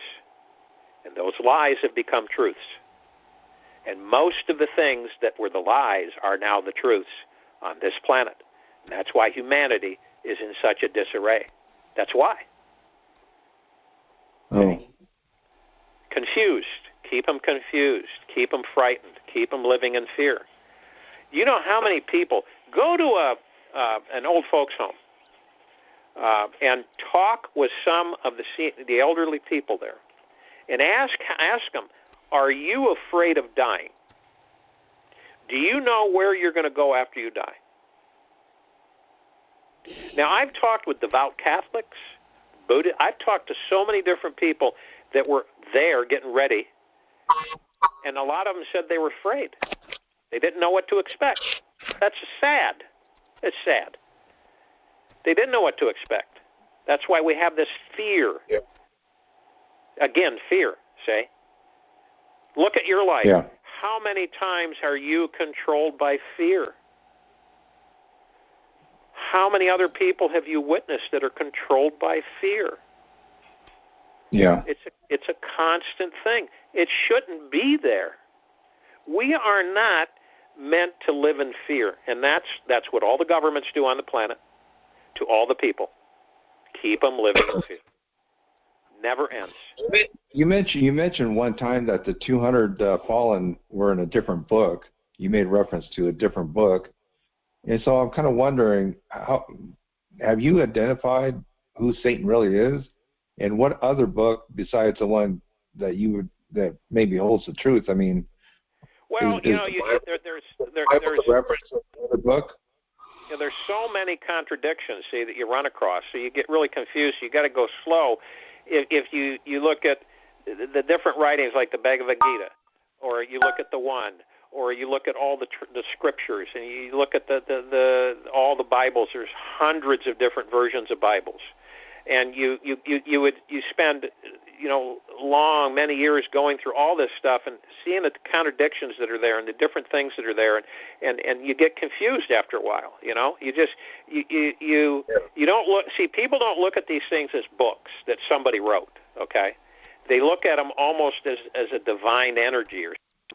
And the point is that when you look at the story of the fallen angels, okay, there's a lot of different depictions of the fallen angels.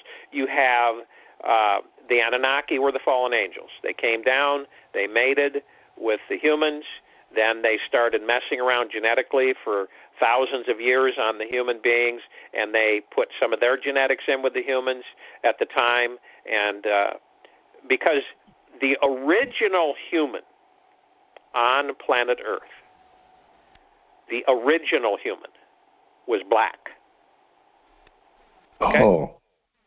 Okay. Was not white. Was black.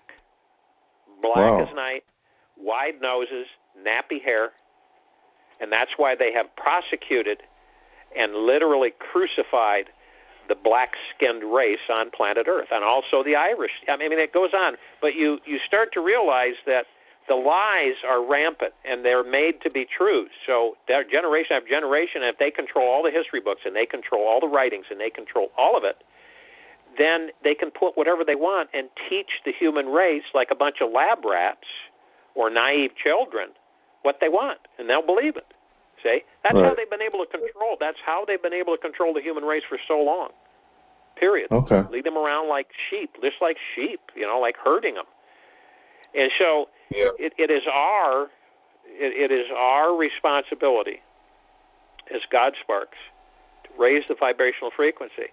It won't be done by blowing up people. It won't be done by killing people. It's been proven throughout history. You keep repeating the same thing over and over again, you're going to keep getting the same results, and that's a fact. That's happened throughout history on planet Earth. And it's happened on other planets in other different ways. So when we look at this, and like the fallen angels, 200, all right, there were 600 Anunnaki. They were spacefarers. They were traveling through our solar system. They came to Earth. Now, this is one story. They came to Earth. They saw the gold deposits and the mineral deposits on Earth because, by the way, there's so much gold on planet Earth. It's hilarious. Okay? They also create lack of. There's no lack of anything on this planet. If anything, there's an overabundance of everything. So anyway, when the Anunnaki came to planet Earth, they came across a kind of a rough construct of a human. And so what they did is they started genetically manipulating, at that time, the human that they came across. And they kept messing with them, and they came up with all sorts of throw-offs. The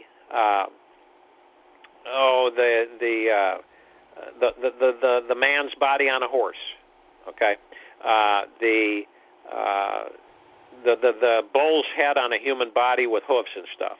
These were real. They weren't fake. Those weren't, fairy tales. Those were genetic creations by the Anunnaki. Oh. Those things were created. So all of those things that we were taught were fairy tales they're real. Those are not that they're real. Okay. Wow. Some of them still exist. So then you start to realize that all of this stuff that we've been told lies, and they filled in the holes to kind of make it make sense to us, so that we just follow the path. We follow the direction over and over again. See? That's why we don't advance. That's why we keep allowing governments to do what they do. See? Yeah. Now, if the American people were awake enough, and they weren't combative and at each other's throats all the time, and scared to death all the time, and stressed out and diseased, they'd look at this so-called government and they'd say, "You guys are gone. You're all fired." We'd have 5 million Americans sitting there in Washington D.C., basically shutting down everything. Easy, without a shot, to be all over. Period. And you see, when you look at this, like the Anunnaki, and they came. There were 600 of them. They didn't have enough of them to mine the gold to save the atmosphere on their planet. So they wanted atomized gold, mono gold, so they could spray it in their upper atmosphere to save their atmosphere, their planet. And so what they did is they harnessed the creatures, the humans that were there at the time, genetically modified them to what we are today. They also put their genetic gene, the gene in us, which is the aggressor gene. And that's why we're so aggressive. That's why we get angry, and that's why we're so confronting, and that's why we kill each other. See? And that vibrational frequency, by upping it, can eliminate that problem. We can all correct it. We don't need to be that aggressive. We don't need to be, killing each other. So then there's the other one, and there's several stories, but there's another story that says that good angels, okay.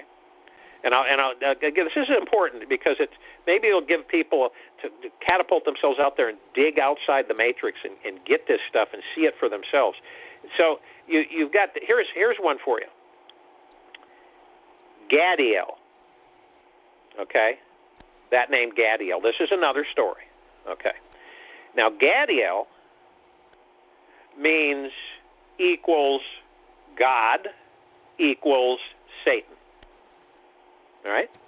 Gadiel, so Gadeel, is the fallen angel who was the head honcho that instigated the fall from heaven with the rest of his followers that followed him.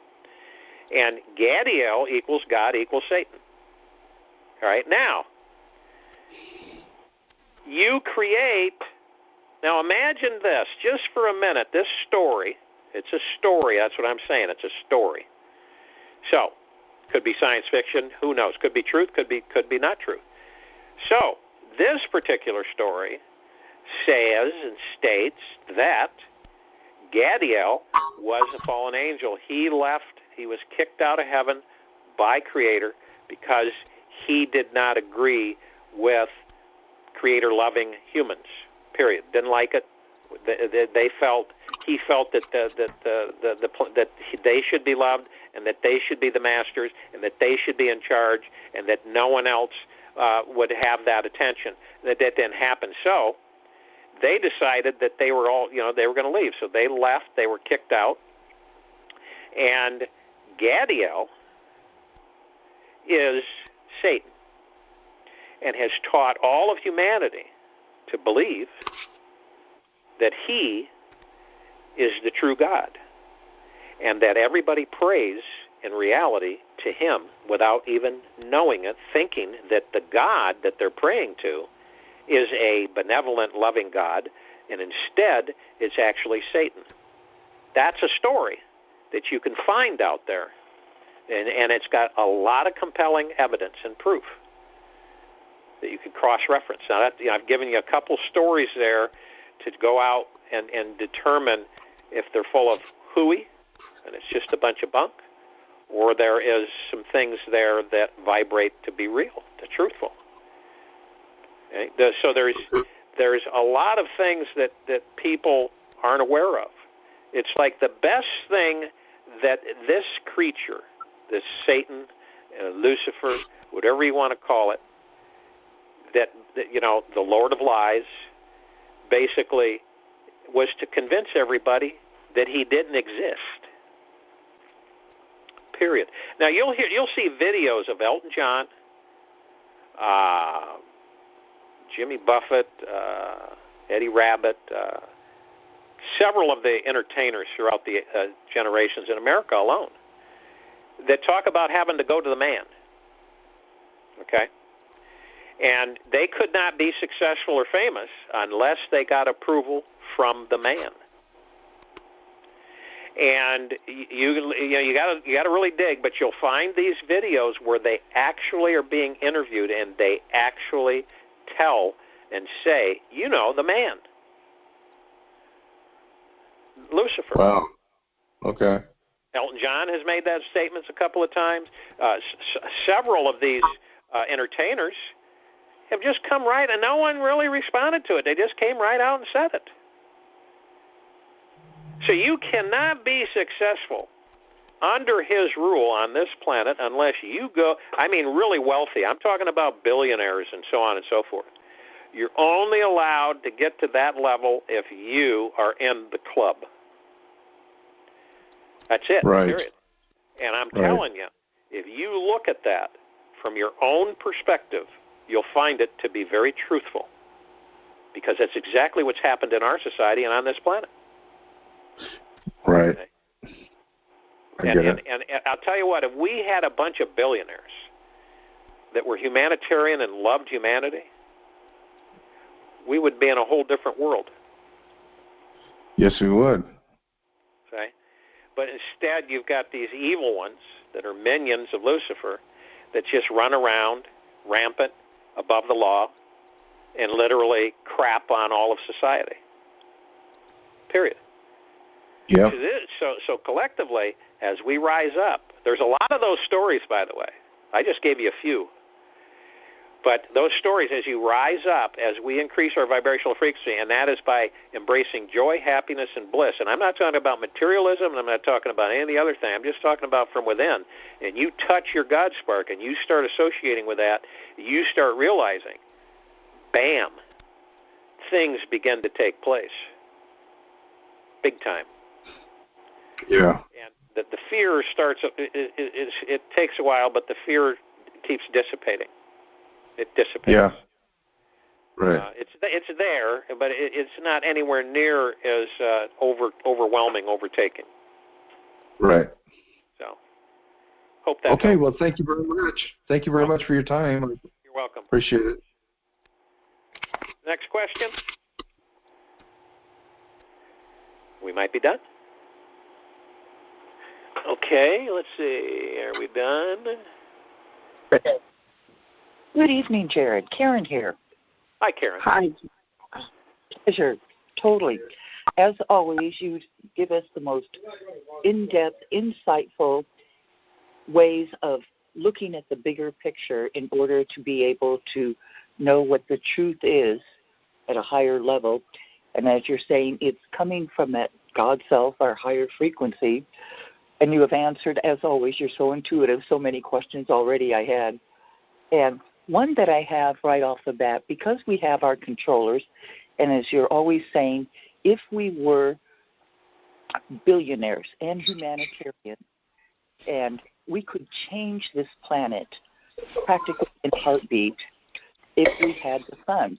And so it's on so many's mind with the RV and the releasing of those unlimited funds, is that where the controllers still see that they would lose total control, is there any projection that you know of that says, yes, indeed, there hasn't been enough that has occurred in order from the alliance, from the white hats, from every level to say there will be the release so that we can do what we came to do?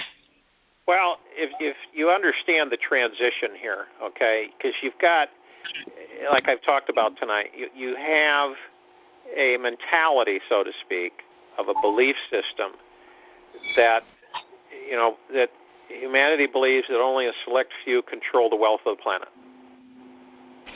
Right? That's what they've been taught. Right. Okay? The purpose, and none of this is ever brought up with this whole transition, this whole financial transition. The purpose is way outside this whole story, this whole thing that's been constructed.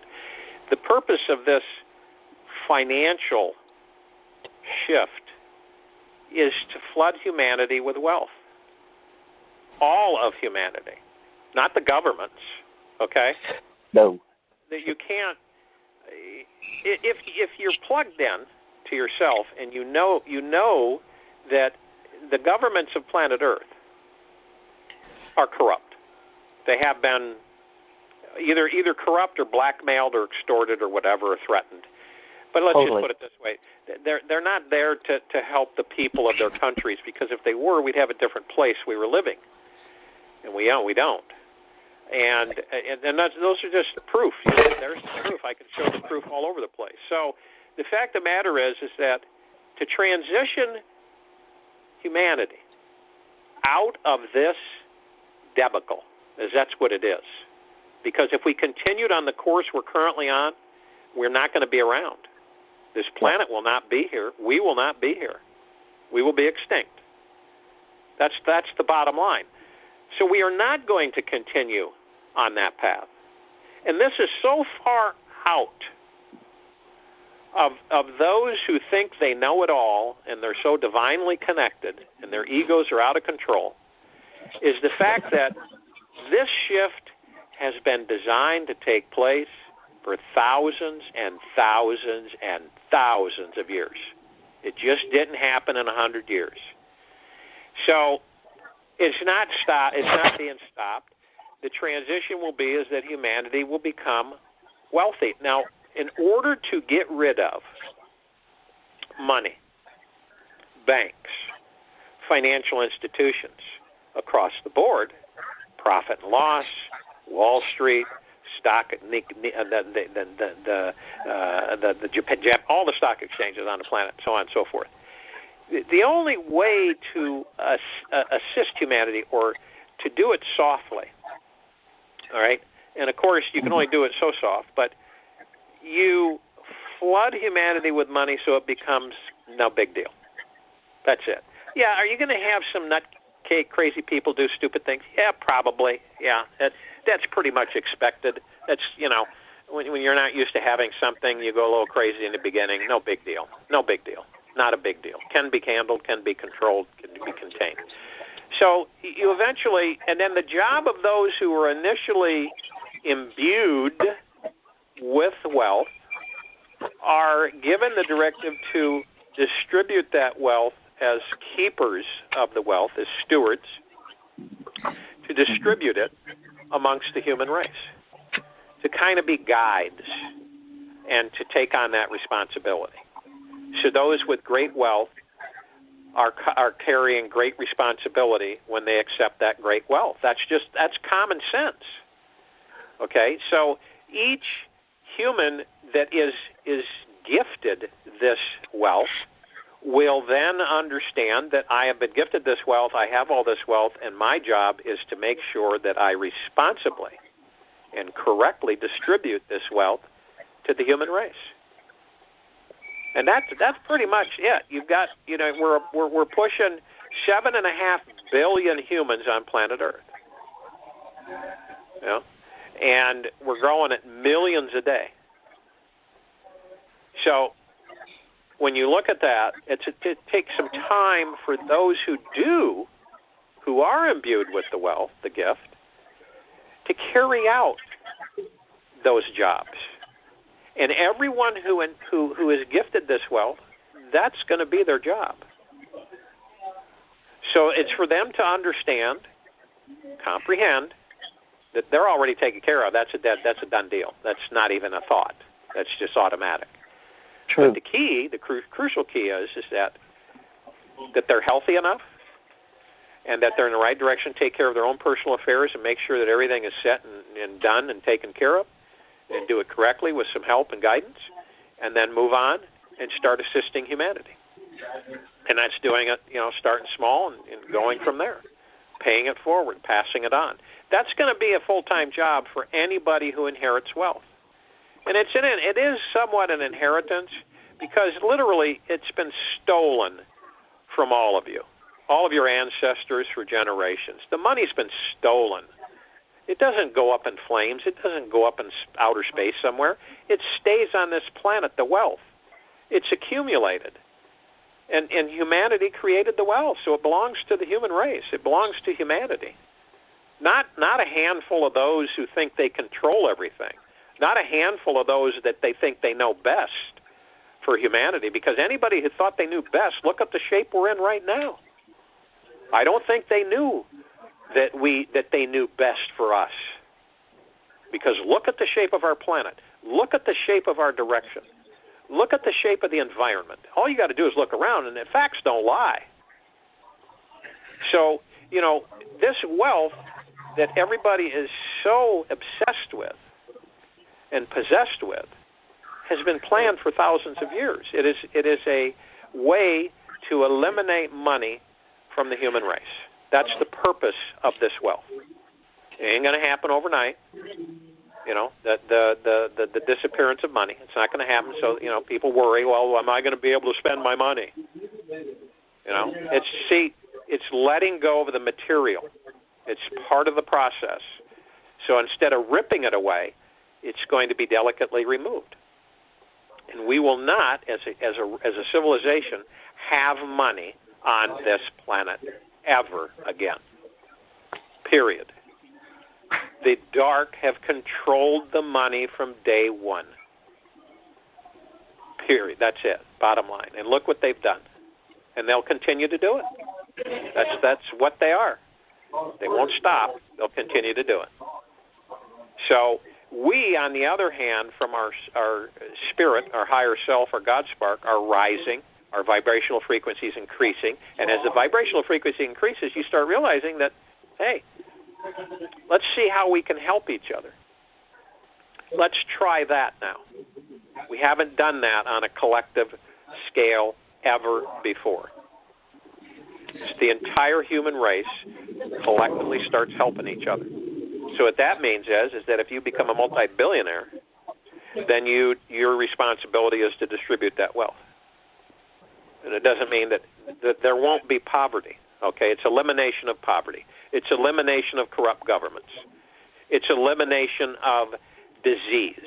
It's elimination of taxes. It's elimination of a construct that's kept us imprisoned forever. That's what we're doing. We're eliminating the prison. We're tearing it down. We're releasing the prisoners. Now, the prisoners have to go through orientation to get adjusted to their new way of life. You can't just throw all this stuff at them and expect them to understand what to do, because they're not going to know. It's like you take a prisoner that's been in prison in our penal system, and it's been in there for 20 years, and then you set them out and say, hey, have at it. They aren't going to know diddly what to do with their lives. Zero. Nothing. You know, you're not going to throw a bunch of people and just dump a bunch of money on them and say, hey, have at it. So people have to be, why do you think it's taken so long to so many? Why do you think it's been just forever for things to take place? It's outside of everything that you see, which that's basically it. Everything that you're looking at, this is happening outside of that realm, outside of it. It's not on QAnon. It's not on any of this stuff. It's not in D.C. It's not in Russia. It's not in China. It is literally these humans are being literally told what to do. Literally. And if they don't do it, they're gone. It's just very simple. It's not intricate. It's just basically this. You do this, this, this, and this, and if you don't do this, this, this, and this, you're gone. There's no negotiating, no bargaining, no nothing. You're gone. Period. So the wealth owed, underline, to humanity is getting ready to be released to the human race. Not through trusts, okay? That is a drop in the bucket compared to the true wealth of the planet. Man-made wealth is different than God wealth, okay? It's a big difference. It's a big difference. So you got to understand that God wealth, Father wealth, Prime Source Creator God wealth, and man-made created wealth is different, right? And where do you think they came up with the name that's saying money is the root of all evil? The reason is that evil people have wielded the money. That's why. So humanity says, well, then money's evil. No, it's not. It's just that the evil know that they control the money and they keep humanity in the slavery system of lack of, in fear of poverty and fear of losing and fear of not having. Then they control them. Have a government that's so darn big that it employs millions and millions and millions of people that the American people have no idea what they're doing because they're so big. You can control over 311 million people. Easy to do. Pass regulations that you have no authority to pass. Just think about that. You know, most of the laws that are passed in this country in the last 100 years have no authority. They have no bearing. They have no bearing on the American people. They have no authority, but yet they enforce it through fear, through intimidation. Okay? So be very careful when you're looking at this monetary shift, because there's two versions of it. All right? There's the man-made created, and then there's the God-created. Two different versions. So it's meant to keep you separated. It's meant to keep you in fear. It's meant to keep you stressed. It's meant to keep you going in suffering, period. And understand, this is a real simple thing to know. And you research it enough, you'll find it to be absolutely dead on true. Through joy, happiness, love, prosperity, wealth, and abundance comes. Through fear, and more fear, poverty, lack of, stress, anxiety, depression comes. If you can correlate those two attractors, then automatically your motivation is to stick with the first one and to do whatever you can to stay with the first one. Joy, happiness, and bliss, no matter what goes on around you, it's all inside of you. It never left. It's never gone away and never will. It's just, but when you ignore something forever and you're trained to ignore it, you don't believe it's there. You don't identify it. You don't make friends with it. You don't give your love to it. It's just there. It just sits there. Period. Somebody's got a whistle going. Yeah, Jared, I have a question. Jared? Thank you, Jared. You're welcome. so right on. Yeah, thank you, Jared. I have a question for you. The meditations are great, and really appreciated. How do you protect yourself from the cabal, the Illuminati? Have they ever tried to eliminate you? Because you have so much knowledge. I have things have happened through my life that I don't go into. That there's tones, there's different energy beams that happen. There's sounds, and I've had computers blown up. I've had 2 computers in a day shot, gone. I've had money stolen out of accounts. I've had people stop. I mean, you name it. Things have happened that, but I'm here. Yes, thank goodness. Yeah, so those things I don't go into because they don't warrant any attention. They're things that when I was younger they'd bother me and stress me, but not anymore. Oh, okay. Well, again, thank you so much for all that you do, and I'm sure all of us on the phone and who are meditating with you, we are putting protective energy around you also. So please know wonderful. That. Yeah. Thank you. Thank you. Thank you. Many blessings to you. Same to you. Hi, Jared. This is CJ. Yes. Hi. I was wondering if you could give me your opinion or suggestion of what I can do in the meantime. I've been doing the meditations. I feel like that once the RV happens and I have the money, then I could actually start my projects, and I have projects written down, and I guess I'm just itching, ready to go, and I just want to do more. When I hear you talk, and I'm sure a lot of people feel that we want to start doing something, and that's how I feel. But I feel like until the money comes, I really, besides meditating and maybe talking to friends at parties and families, some of my, even my wife probably thinks I'm nuts with the things that I'm talking about, and I try to talk to friends, but besides talking to people and trying to inform them and getting ready for the projects, is there anything else that I could be doing, like physically, or taking actions this time, or do I just sit back and wait until the RV actually happens?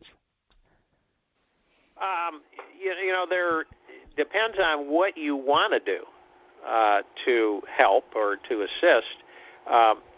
There's the meditations every day. There's also, if you want to become physically involved in the shift in our country, there are some things you could do to become, more aware and more educated on, what's happening from the standpoint of restructuring the different governments across the states, which has been going on now that a lot of people aren't aware of, that we're shifting back to common law instead of admiralty law, that we are becoming our country again, that we are no longer we are no longer under the control of admiralty law and the Crown of England, which we have been for many generations. So these are, you can go to the Michigan Jural Assembly, which is basically the hub, and learn a lot there, interact with a lot of people from different states that are doing something as far as changing actively, participating and changing, and putting their time and effort and volunteering their time and effort to shift our country back to America, and not a United States corporation-run, not a U.S. corporate-run operation. So those are some of the things you can do. Also, connecting with your higher self and becoming more familiar with it, so that you become more aware on a vibrational level, so you can increase your vibrational frequency. And that's so important for all of us, everyone, increasing your vibrational frequency. It's just very important. And you can tell when your vibrational frequency increases by joy and happiness that you experience in your life. It's automatic. You can tell the difference. When you're depressed and down and low, your vibrational frequency is low, and it causes you to do many different things that aren't good. But when it's high, and the point is to achieve the high more and more frequently. And you can do that within. Doesn't matter how much money you have, doesn't matter your conditions outside of you, doesn't matter about any of that. What matters is concentrating and connecting to your higher self within you. It's not easy for a lot of people. It just isn't. It's not easy for people to love themselves. It just is not easy for them to do that. And so that's why so many are so reluctant. So many don't do it. They don't put forth the effort, and it just stagnates. It doesn't do it. It doesn't go anywhere. So their vibrational frequencies are low. I'll tell you something. If the American people's vibrational frequency was, say, 220, let's say at that frequency level, it was much higher, the collective consciousness, and it stayed there because of their own doing, okay, you wouldn't see anything that's going on in this country right now. You would not see the craziness that's happening. You would not see the confrontations. You would not see the fear and anguish, sorrow. You would not see that Washington, D.C. the way it is. It would all be changed completely. And see, that's the secret. Everybody thinks that we got to do all this other stuff. The secret is us. It's ourselves. It's what's inside of us. That's why we keep missing the boat. That's why we keep waiting for something to happen. Something's going to happen. Something's going to happen. Something's going to happen. And they want us to keep waiting because they know nothing's going to happen if we don't do something, if we don't become unified. They continue control. They continue to manipulate. They continue to do these things over and over again. And you know why they do them? Because they can. They've got no resistance at all. So it's like what Bush Sr. said, and it's been quoted thousands and thousands of times, but it's very true. If the American people find out what we've done to this country, they'll be hanging us from the nearest light post. And there's Americans that would like probably to do that, but they don't. Once they hear the full truth, they'll probably a lot more want to do that. So we progress through our emotions, our feelings, and we increase our vibrational frequency. It's simple to tell a person, stay in joy, stay in love, stay in happiness. Why would you want to stay in depression, sorrow, anger, fear, frustration? Why would you want to stay there? You've got the the joy, and then you've got that one. But most of us spend most of our time in the second one, in the depression and the anxiety and the fear and the stress, and wonder why nothing ever changes. See? And wonder why we get all mad and angry towards others in situations and constructs, because we're doing it. We're doing it. And it's so difficult for people to do that. It's tough for them to make, isn't that funny, to make that transition, to live in joy, period. I have met people that have nothing in the material world. Really, they don't. It's very minimal. They don't have a lot of money. They're barely getting by and stuff. But they're joyous. They're happy. See? They've embraced it, whether they know it consciously or unconsciously. They've embraced their higher self. And as soon as someone does that, their life changes. And it's true, but unfortunately, not a lot do that. They don't do it consistently because it's tough for them to do that. They embrace the lower level vibrational frequencies. It's easier. They've been trained for so long to do it, and it's easy for them to do that. But once they start realizing that, just start touching it, touch the joy. You be happy every day. You wake up in the morning, you say, I'm happy today. I'm happy, no matter what's happening, and that's the truth.